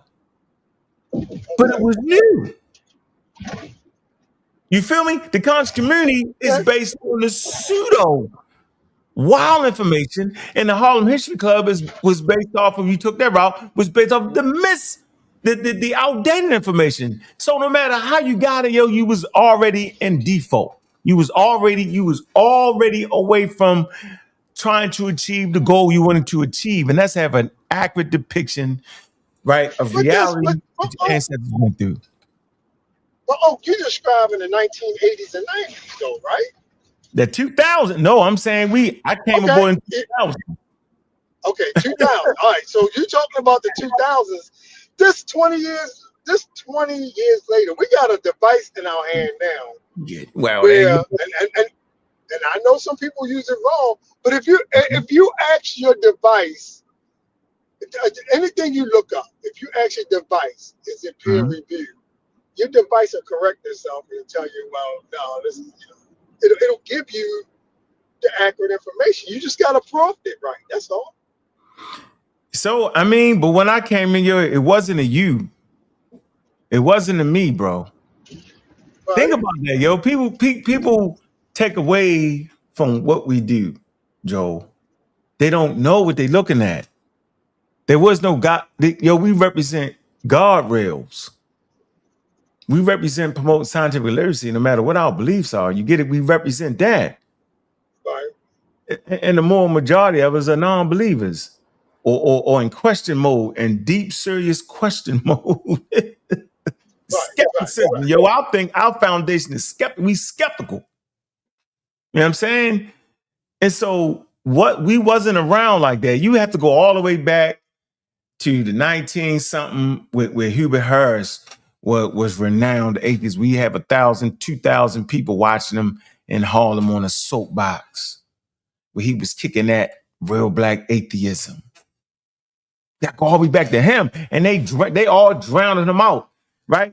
The new age drowned out Dr. Ben and all them, yo. They like the shrines, they like to believe in stuff now, right? That's why Jabari thing is so nice because he's a believer, and he make it seem like that he ain't practicing religion, but he is. He practicing new age religion. He is. We want to believe. You get it? We want to believe. Whereas though I see Easy Band, big up Easy Bands. I see where take Easy Band for instance, right? Easy Band was like, y'all do gotta believe, and they fight them down and make up stuff to beat them. Right? Yeah. Easy Band accept him. He know. He's a practitioner, so he know what they doing. They scamming. They scamming, but he ain't got nobody on the side. He need an atheist to say, damn, he right though. Me and Easy Band will fight over stuff like he don't know the difference between a Christian bringing an integral part of the scientific method and what a Christian actually believes. Like he think that, come on, yo, that they run together. He think they go together. Yeah, like religion and science. Yeah. Oh, that's that. You know what? Speaking of that, that's where old boy, what's his name? Hercules Ninja. What's his name? Hercules the Ninja. No, what's his name for real? Hercules. I don't know the rest of it. Hercules is gone. No, he got a double name. Something Hercules. Hercules the Ninja. Keep going. All right, anyway, you know what I'm talking about. The guy that did the show on South. Mm-hmm. Okay, so he's like, okay, we got to keep the African spirituality in with the science. Like African science was the spirituality blended in with the science. Mm-hmm. Right? So he don't have no examples of how this is supposed to work. I noticed he ain't got no examples. I'm like, this dude ain't got no examples how it works. But in his mind, he's still he fighting the European, because that's what he said. He said we can't go with the European science. But the European science is not European science. It's the planet science right now. You won't get critiqued if somebody write a paper in Britain right now claiming that humans are growing wings. They're gonna be like, okay, where the evidence? And he'd be like, yeah, I did some research on some people's backs, and I see scaling. Everybody gonna want samples in China, Japan, South Africa, Nigeria. They gonna say, let's get some samples of this. We gotta see this. You see what I'm saying? Like you just not. Everybody on the planet is doing it. So why try to make it strict? Why does it have to be strictly African science for it to be valid? Why can't it be just science in general? Because me personally, I feel like that's a red flag. If Japan come up with something and they say, "Oh, only Japanese can understand this," I'm gonna be like, "Oh no, something ain't right. Something ain't right with that information. How come only you can understand it?" No, that's a red flag. What do you think about that? African science, it's got to be strictly African. Yeah, it don't make no sense. I don't even know what you're talking about. It's not science if it's African science. It's not science if it's European science. That's not science. Right. That's a culture mixed in with some things. That's the thing that held us back. And that's the that's the point I was trying to make, yo. And I'm gonna tell you something, Unc. I hate to put it like this. Put it that way. Say it like this, because I don't never try to down my folks. Just Me neither. But it was them Europeans that took them vaccines over there. There's a lot of diseases that be running through African communities. I'm talking about on the continent of Africa. And they go over there with them vaccines and vaccinate them people and save lives. The African science that he was talking about wasn't saving. No, it would. What I'm saying? Yeah, they wouldn't need that if that was the point. Exactly. Yeah, they wouldn't. They'd be like, no, you can hold on to that. We got this bush. No, seriously, right? Because that's what the African science is, right? Yeah, they would have indigenous practices. Yeah, and some of that stuff might work. It might work for stomach virus. Nope, it's gonna make it feel it ain't gonna work for no viruses because it's innocuous. I don't know. All I know is that when Ebola hit, it can't immune response. It can't listen. It does not cause an immune response. Okay, you probably absolutely correct. Yeah, I'm telling you. What I'm saying is when Ebola run through or AIDS, that ain't stopping it. Right, because it does not cause an immune response to your body. The mistake is that people think that the vaccine itself is doing it. It's not. The vaccine causes your body to defend against it, against the pathogen by introducing antigens. Yeah, okay. No, they ain't got no more adjuvants and antigens and none of that in the vaccine no more. No. I'm saying your body produces it, right? Yes. Is that the right way to say it? Yeah, I said it wrong. Antigens. Yeah, your body produces antigens and killer T cells and stuff like that. Yeah. Yep. So that's all the vaccine. The third generation got sugar, water, and salt in it, and a fake copy of the pathogen. You know what I'm saying? I'm gonna say it again. Sugar, water, salt. All right. And a fake protein that makes your body think that a pathogen just attacked it, and it causes your body to fight against it. That's what's in the vaccine. They don't got the antigen and none of that stuff that they used to have in there. The adjuvants, right? That would actually stop infection and stuff. And you know what I mean? Inside the vaccine, they don't have that no more. That's none of that's in there. But this is what the conscious community is. They this guy. Hiro Andoa. How you say his name? I'm gonna say it right. This who y'all is. Y'all Hiro. Hold on.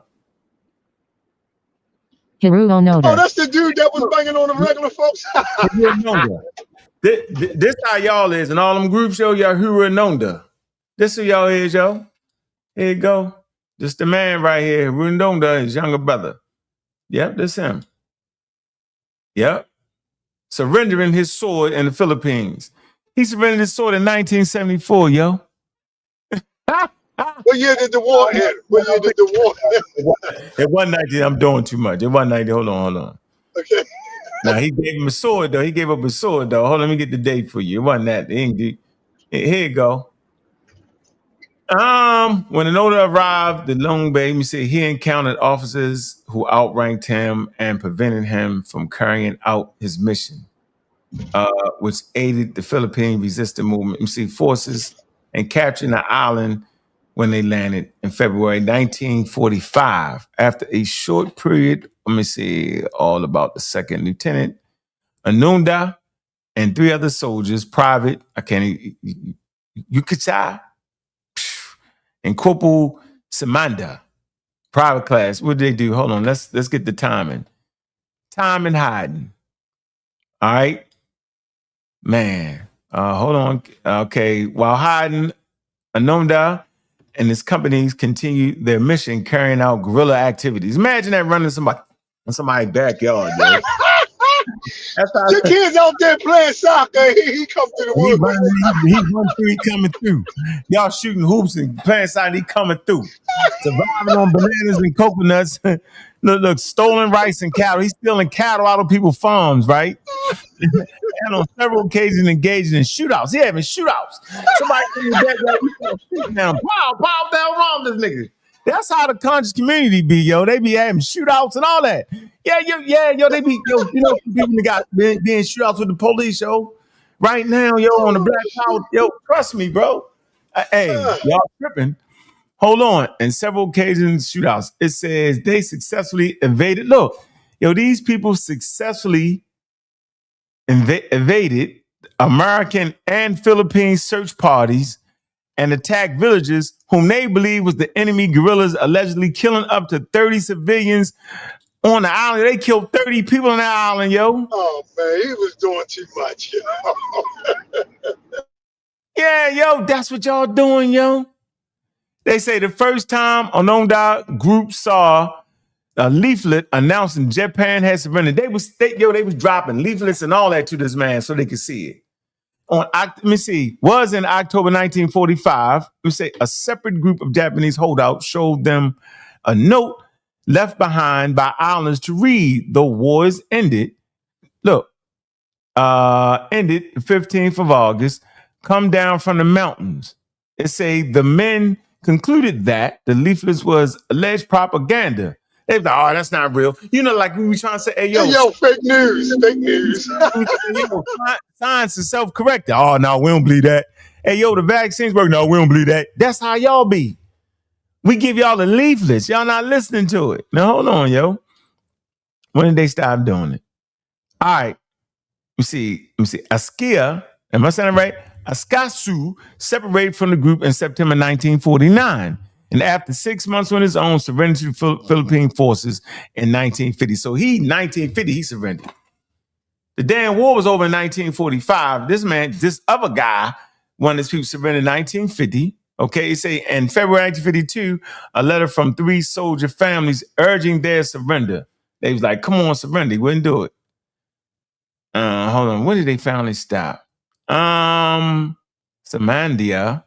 was wounded. He getting shot in the leg in a shootout with local fishermen in June 1953. Imagine the war been over for 8 years at this point.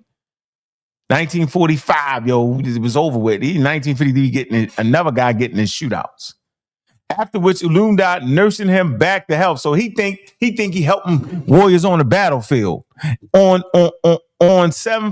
May 7th, 1945, Shiminda was killed in another shootout in the Philippine Army Mountain Unit. So they getting an active shootout, y'all. Man. The death of Kazuka on the 19th of August, of October 1942.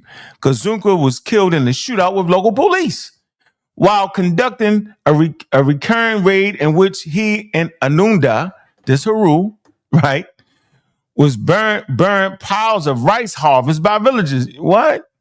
Would burn piles of rice harvested by the villagers. So they trying to harvest their rice going on in 1972, going on their daily lives. And this man is still waging war. Yo, I'm going to stop the enemy's food supply.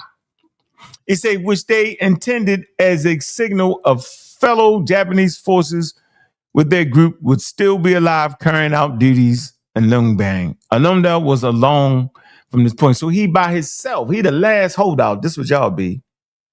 Surrender and return. On 1974, Anunda Huru encountered Suzuki, a Japanese adventurer who was traveling around the world and had told his friends he was looking for Lieutenant Anunda. All right, so this guy, Suzuki, had read about the story and he told his friend, I'm going to find this guy. Right? And so he ended up finding him. Let me see. Suzuki was located Anunda after 4 days of searching. All right, Unungbang. Anunda later described their meeting in an interview. So they actually got an interview. Hold on, let me see. So he got the guy to surrender, bro. I'm trying to tell y'all, man, y'all need to take a look in the damn mirror, bro. All right? Anunda was thus relieved of duty on March 10th, 1974, surrendered to the Philippine forces at Lundimbang radar base. On March 11th, a formal surrender ceremony was held in the Philippines. We need it. You know what? We're going to have a ceremony for y'all. So y'all can lay down y'all arms and lay down y'all wild fighting tactics. That's what we probably need to do. All right? Man. Yeah, we need to do that. Yep. So that's what it is, man. Y'all in the middle of this wild thing. Yeah, y'all need to give up y'all arm. Y'all need to, y'all gotta change the way y'all fighting. Y'all tripping. Yeah, y'all outdated, bro. Oh, no, da. Oh, no, da. Oh, no, da. Thank you, Alex. Oh, no, da. Oh, no, da. I call him Anunda. Sounded like he was African or something, didn't I?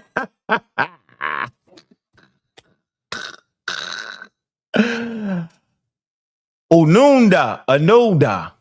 Anoda. Onunda. All right. Anyway, y'all that. We need to have a ceremony. Say, look, man, you know, they did great. Martin Luther King and them, Malcolm and them, yo. Nation of Islam, all that, whatever. Hey, man, you know, it's over with, bro. They did that. Now it's time for us to transform our families, get our history together, right? Get people in sciences and STEM, participate, right? Yo, you get it together, bro. You know what I'm saying? We still recognize where we came from, how we got here, yo. We never forget that, yo. There's reparations to be had. All right, there's things to be pushed forward, yo. But we ain't running around talking about they trying to kill us, yo, with a vaccine, bro. You're in the middle of the war at that point. You really think that? And they get on these platforms and really think that they fighting against white man science. Yeah, they do that. Funny to me, bro. Funny. That was a good one, man. Alunda. So there you have it, man. Anunda. Hiru.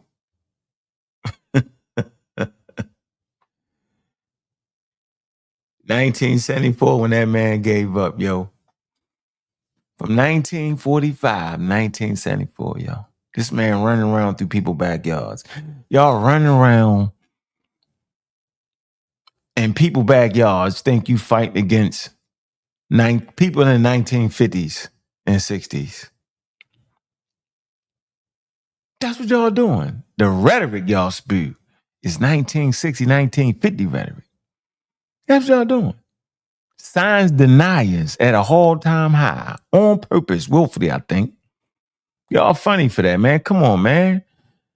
Listen, we can actively educate and inform our communities, yo, and recognize the profound effect that religion and slavery and the cruel social systems like the one-drop rule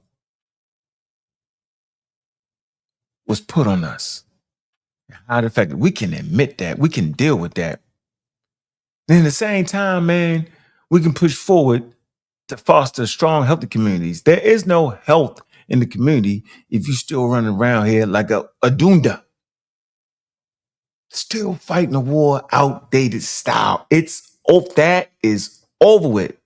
Now we want to get our politics together, y'all.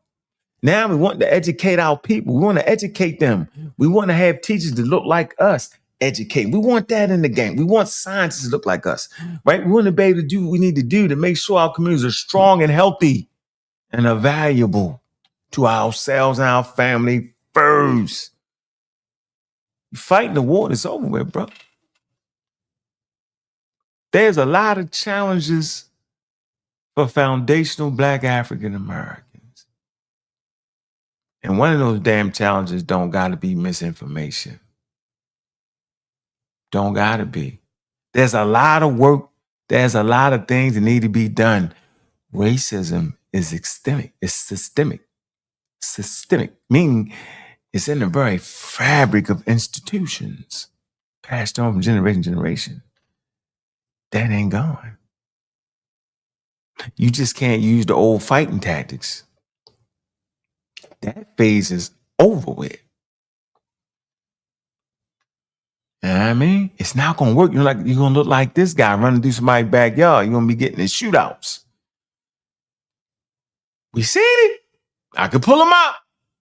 You can pull them up. Actively in shootouts, right? Get pulled over for regular traffic stop. Oh, the racist, and get shot up. Yeah. Or you end up shooting. Calm it down. Y'all can chill it out. There's a lot of work that need to be done for our community, man, so we can function properly. There's a lot of cultural shifts that need to happen. It's a lot of work we got to get going. A lot of stuff we need to continue to do. We need to build strong institutions. Big up to the sisterhood, man, that is actively participating and forming real institutions around STEM and STEAM, science, technology, engineering, and math. Literacy problems in our community we need to fix. Did you know that literacy is a main factor for youth going into these programmed juvenile delinquency? Did you know that? Literacy is at the forefront of that. People go to jail more often based off of their literacy level. Getting a business, building a business, or lack thereof literacy will allow you to do it or not. We advocating for the basic stuff right here. Knowing when and understanding vaccines, medical science is important, wouldn't you think? So you don't trick yourself like Haru did. Damn near 10 years, 15 years. 1954 to 1974, 1945, 1974. The guy was wild. Yo, he was wilding out. Gone, 20 years tripping. Don't be that, man. All right, man. Let me see if I can get one more call in here too, man. What time is it? Appreciate y'all, man. It's been fun today, man. I got it off my chest, man. Want to stream, man. We going straight atheism later on. If y'all want to hear that conversation, man, if you got heart, read some of the Cash Apps, man. Let me do that. Yeah, it was a good one, man. Y'all funny. We over here beating them half to death. Yes, sir, Bob. We got the flow going. Yeah. Drop the link in case we want one more caller. Hold on. Throw some love right there, yo. I didn't hit y'all so hard today, I ain't even gonna play the Cash App song. Y'all probably mad at me. I don't want you to be mad at me. Probably mad at me. Mm-hmm. Yeah. Yeah, it's funny. You gotta replay that. All right.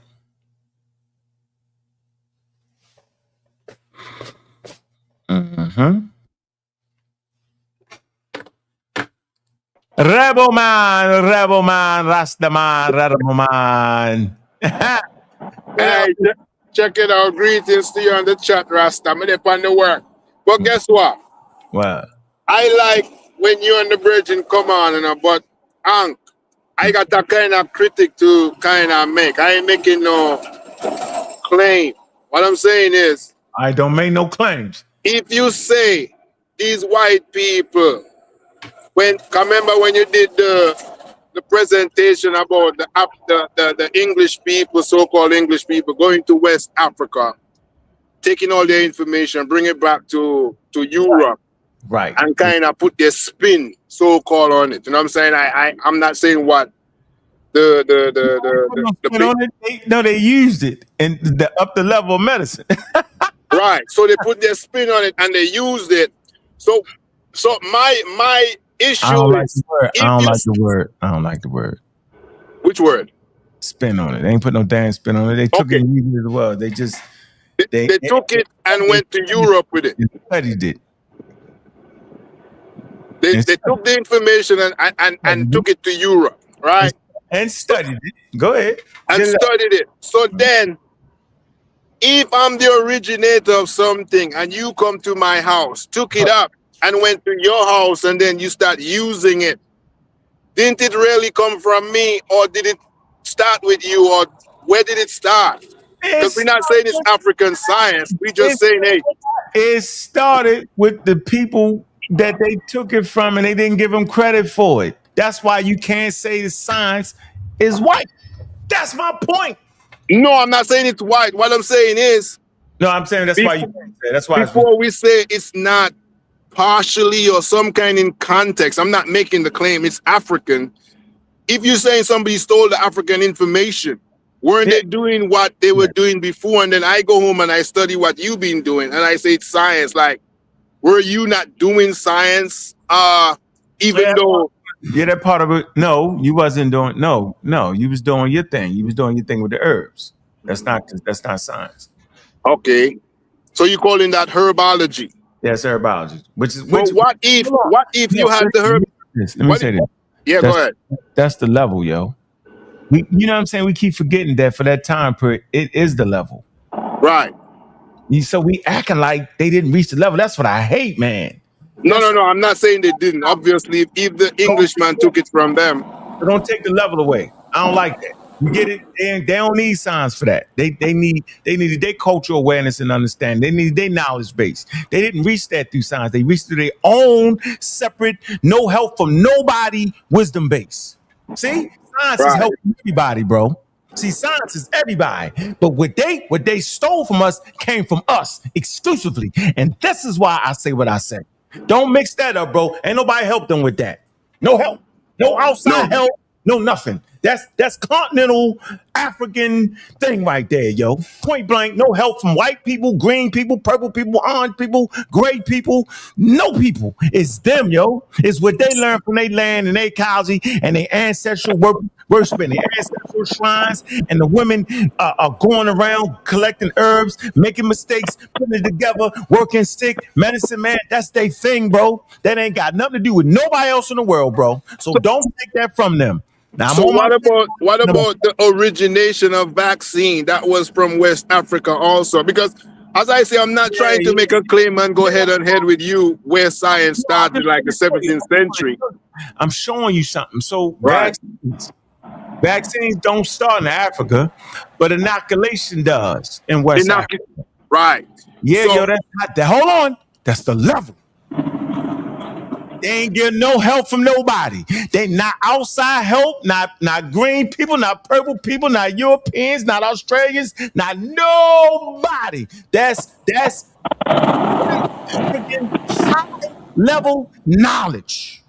Because I really to a certain extent the brethren Hercules and when he used the source Marimba Annie.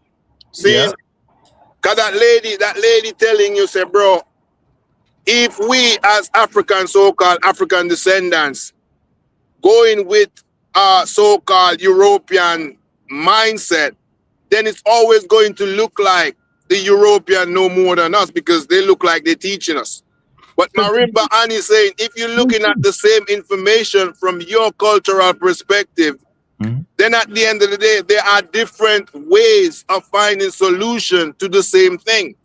But when you generalize and imperialize information, then at the end of the day, it goes through a certain context.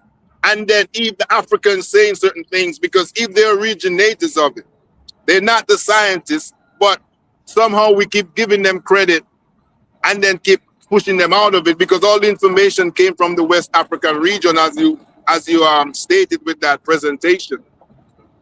So I find it very difficult to kind of exclude them. So why can't you have different ideas and still use the element chart, bro? Say that again? Why can't you have your own culture, right? And use the damn element chart, yo?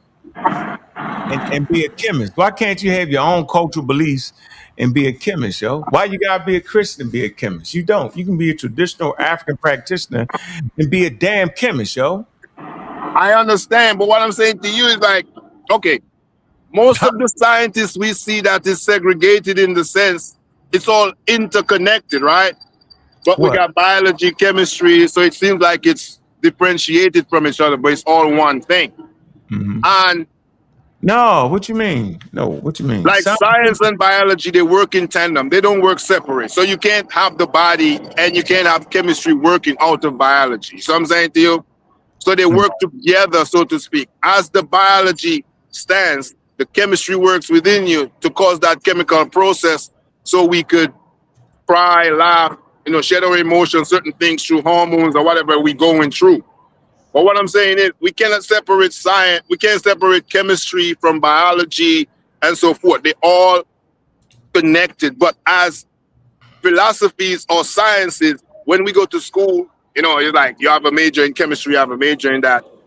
So it's kind of disjointed as how the Europeans look at the information. Because when I was going to school, in order for me to get to certain things, I can't just go to class and learn chemistry, biology all in the same class. I got to go to 5, 6 different classes. And then I got to put all the information that professor tell me and try to make sense out of it in my head, because they're not teaching you to make sense. They're just teaching you information. The schooling go. You got to use your brain, and you got to use the information that they're giving you to make sense out of it. Else you go to school for 5, 6 years, and then you come with like, you're still brain dead. Yeah, that's I understand now. I understand what you're saying. It don't make no sense. Yeah, so incoherent. Honest, bro. Me and you science youths, and we love science, but sometimes I gotta put the thin line between where we don't gotta do that, yo. Why we gotta put a thin line and lie? No, I ain't lying. I just want to give the African certain credit, not as scientists, but as I say, they're the originators. They're the ones that really put the show on the road, so to speak. And then these people, I know. I wrote a whole paper on it, yo. I know. Right, and these people came by. So I'm telling you, man, I respect you to a certain level, but no, the problem is y'all don't want them to have their own thing. Y'all want them to have something that they didn't have. They didn't have it because they didn't have access to the world, yo. Access to the world helped you do what the Europeans did. Let me say this again. Having access to 7 continents, an abundance of wealth, slaves, and everybody else's ideas caused the daggone scientific revolution, yo. That's what caused the scientific revolution, bro. I know through imperialism, but at the same time, the imperialist saying is them. And we have to now separate and segregate. Say, bro, it's not you guys, really. You came on with the name, but all the workings around the knowledge, you guys kind of refined it, but we originated it, so to speak. And when they come with, what changes the whole thing is that thing called the scientific method. Saying, because there's different ways of getting knowledge. We agree to that. Nobody's arguing with you. Y'all don't respect the different ways of getting knowledge, though. I do. No, you don't. I do, from a cultural, from a scientific. Listen to me. Go ahead. Science is a different way of getting knowledge, yo. I'm gonna say this again. Science is an epistemic regime of getting knowledge a certain way. The Egyptians had a certain way of getting knowledge, bro. Right. West Africans, Ghana, Songhai, had a regime, an epistemic regime of getting knowledge. It had a certain way of doing it, bro. So you don't got to mix that with nothing else. And their way of getting knowledge was transformed, right? Yeah. Transformed with other ways of getting knowledge, like the Chinese, Indian, the Arabs, right? They had a different way. They all had different systems that was exclusive. Science is not exclusive. Science is a human endeavor. So you take all these different ideas, remove the cultural tradition out of it, because that's the thing that's tricking you, bro. It's your 5 senses that's tricking you. It's the 5 senses that does not allow people in West Africa to take that next step. They don't have the tools. There is no science without tools. It's the tools The Egyptians didn't have the tools. But if they had the tools and could put a daggone telescope in the sky, they would have seen the same thing we seeing today. They could have processed it, bro. They didn't have it. They 5 senses made them see Mayat in the damn sky. I see it. I see Mayat. Hold on, I see the voodoo. I see the voodoo. I see the magic. I believe that. Bro. It's like a Christian, yo. Without the tools, yo, the Christian's gonna swear Jesus Christ did that chemical experiment, yo. It'll swear you down. But you know what you'll never see? You'll never see an African American seeing Jesus Christ on a tortilla. But again, they won't see Jesus Christ on a tortilla, though. Why is that? Because well, listen, switch it up a little bit. Can't guess what now. You see the thing with you, Reggie, and no. You, Reggie, and the one called Jabari. I ain't got no thing with against Jabari at all. No, I know, because guess what I'm saying is, I just think Jabari right, Reggie right. See? No. And according to what Emphadiji say one day when sa.neter go and Reggie buck up on him, Emphadiji saying not what Reggie saying. Emphadiji saying what Jabari saying to a fuller extent. You gotta stop right there. Watch this. Yeah. Let's get this clear. Watch how clear this gonna be. For the record, Reggie always said it was both ways. Okay. He always agreed with me. I said there's a tapestry of indigenous beliefs. You heard me say it, man. Jabari said, hell no, they never thought it was literal. So he left out the other side that could be both. Reggie never left out the both sides that could be both. What Reggie did was he focused on the side that said it was literal, but he never excluded the fact that the priest could interpret the tablets different than the regular. He never did that. Who did that? Jabari. Jabari was one way in this fight, bro. That's why he lost.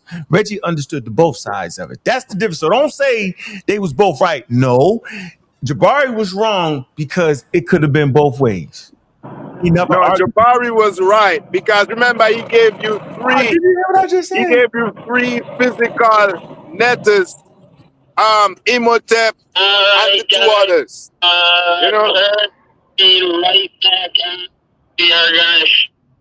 What is that? That's your thing. Yeah, but look like back to work again. But we'll talk again. You know what I mean? Okay. Yeah, I wanted to reply. That's why he lost that though, because he should have never bought the 3. And he made everybody point. Hey, big brother Reggie. Bless up to you. I gotta go back to work, man. You know when the white man call you, how the thing go.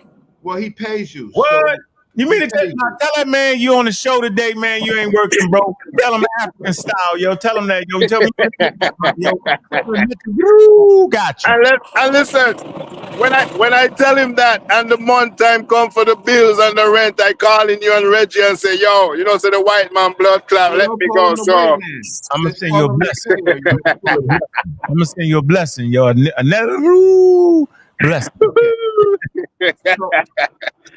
But you know, there's always one love with the brethren and them. And we'll catch up on the return. Big up to brother Reggie. Big up to one love. Yeah, man. Well, the first thing I want to do is how you doing, Reggie? I'm doing fine. So there is a new fungus that is. Don't drag me into nothing.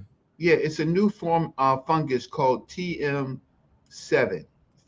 I think. It's TM8. It could be TM7 or TM8.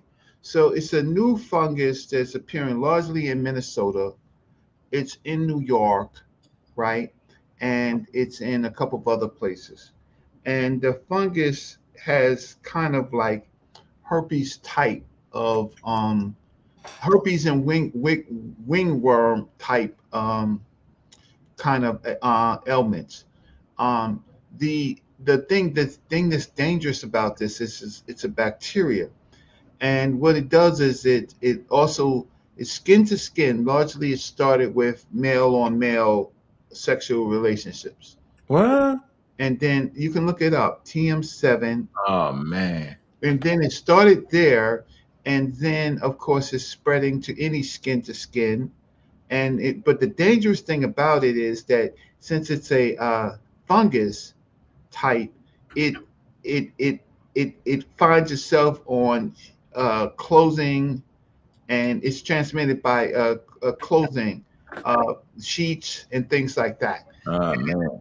And what's happening is that the symptoms are terrible, in the sense that it gives you this rash, wingworm type rash. Mm. And so all of this stuff that people do, largely black people sharing,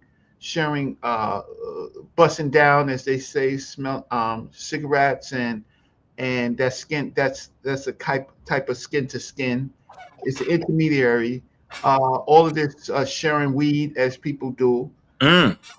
It's beginning to take notice. So you can look it up. It's called Mm. TM7, Mm. TM8 Mm. fungus, Mm.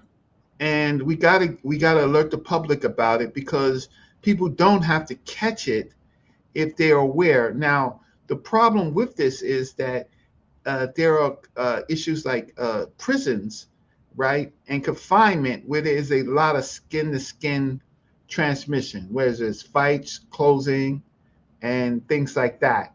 And it hasn't hit there yet, but some of this is designed because it targets the poor, it targets the urban. And so, did you find it yet? No, TM7?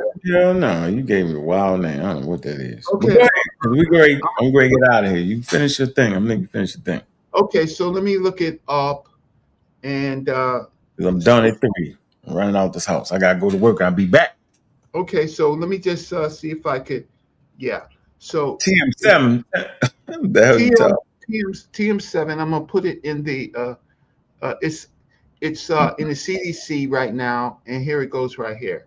So I'm gonna put it in the so you're the science guy, and you save lives. You help to save a lot of black lives, and you were right about many of Mhm. our elders catching COVID Yeah. and uh, and related symptoms because they did not take the virus. You So want there it names? is. You want names? Some names?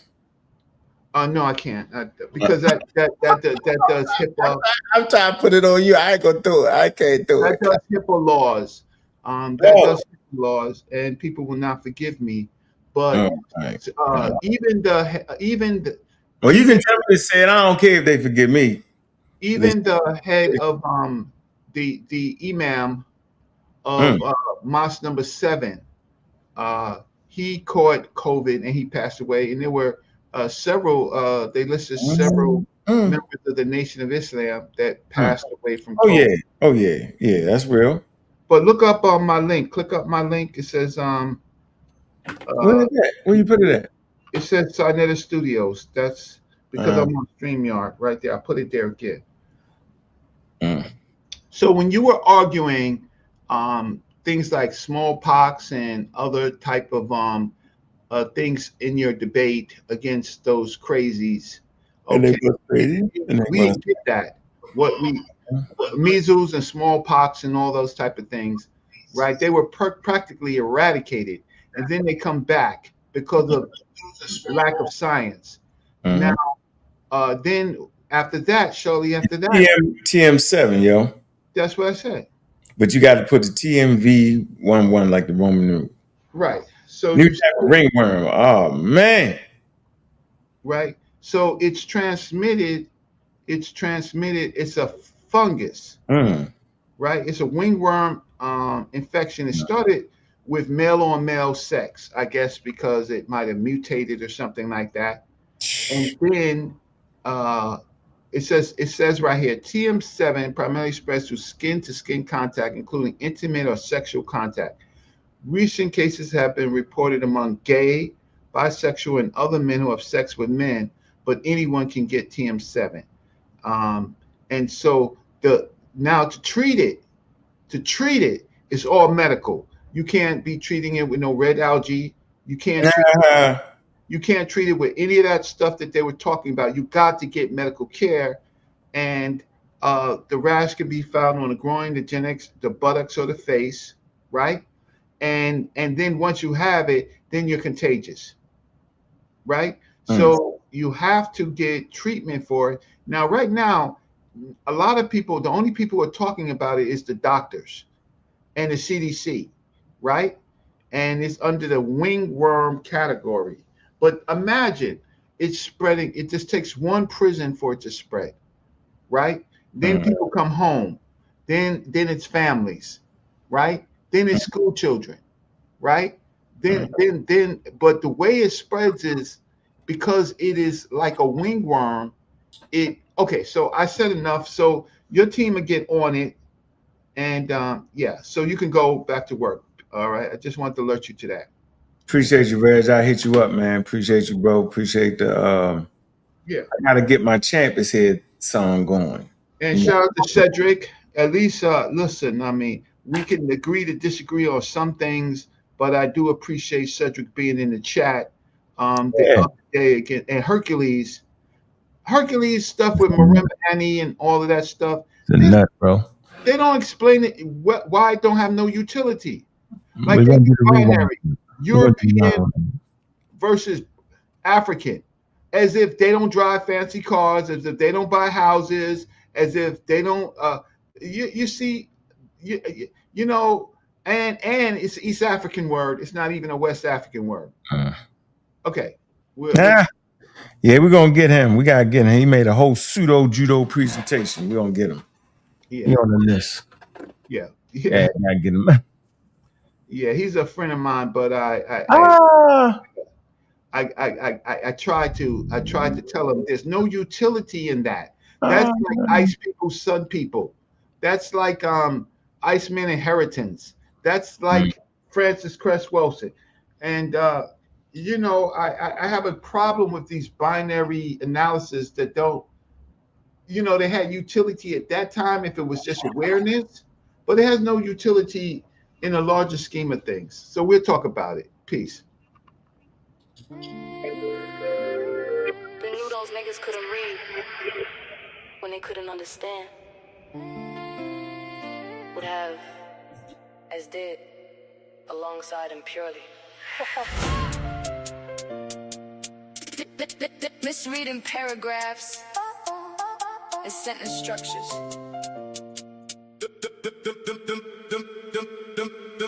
Them niggas can't read, they bluffing.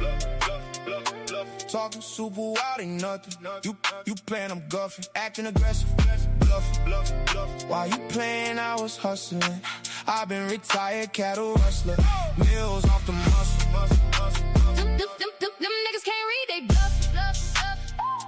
Talking super wild, ain't nothing. You playing, I'm guffing. Acting aggressive, bluffing. While you playing, I was hustling. I've been retired cattle rustler. Mills off the muscle. Them niggas can't read, they bluffing. Reading comprehension causes tension. I'm top notch, you benching. Them niggas can't read, kill conversation. I'm sitting back embracing constant wins, y'all bitches glazing. Ignorance profound at the forefront conversation. Them niggas can't read, they bluffing. Talking super wild, ain't nothing. You play them guffing, acting aggressive, building nothing. You vote Trump, hating, top debater, knowledge generator, Mount Olympus. We built this, them niggas can't read, gifted. Now I'm pissed, you did this. True and you miss, can't hit this. Your 5th grade reading did this. Book reading, kill this. Now read this, what's up with the fakest? Them niggas can't read, they bluffing. Talking super wild, ain't nothing. You play them guffing, acting aggressive, bluffing. Them niggas can't read, but what's the reason they chose greed over reason over intelligence? I've been relevant, believe me. Lions can't read, feel penitentiary, but I stay free, stay slick on the John Wick shit, and I'm loud on the mic with that stem grip. Pseudo killing till the day I die. Don't know why, most get high, but I stay fly. Never less than the guy, rather stay sober than high. Keep the rocket from pockets, check the document, been rocking it. Filled all requirements, wild environments, still pull blicks, shooting that science shit. Them nigga can't read, die and breathe. They smoke, spray weed, they smoking trees, bend knees. It be what it be. Them niggas can't read, it be what it be. They die to go to hell, now free.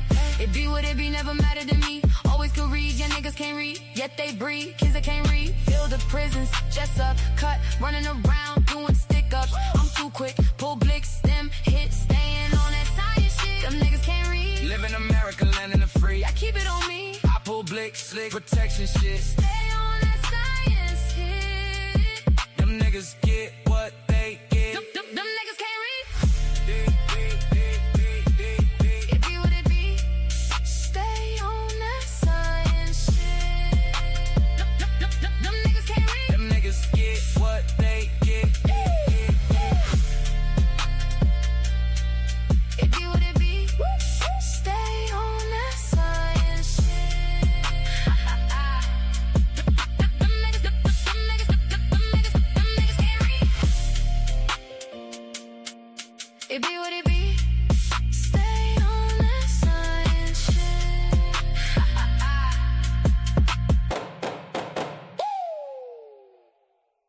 Man, I see y'all later on, man. I'm going exclusive, man. Y'all know how we do it, man.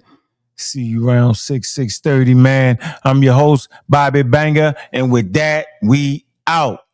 Shout out to the pseudo killers and the community skeptics. Big up the sa.neter TV. Peace.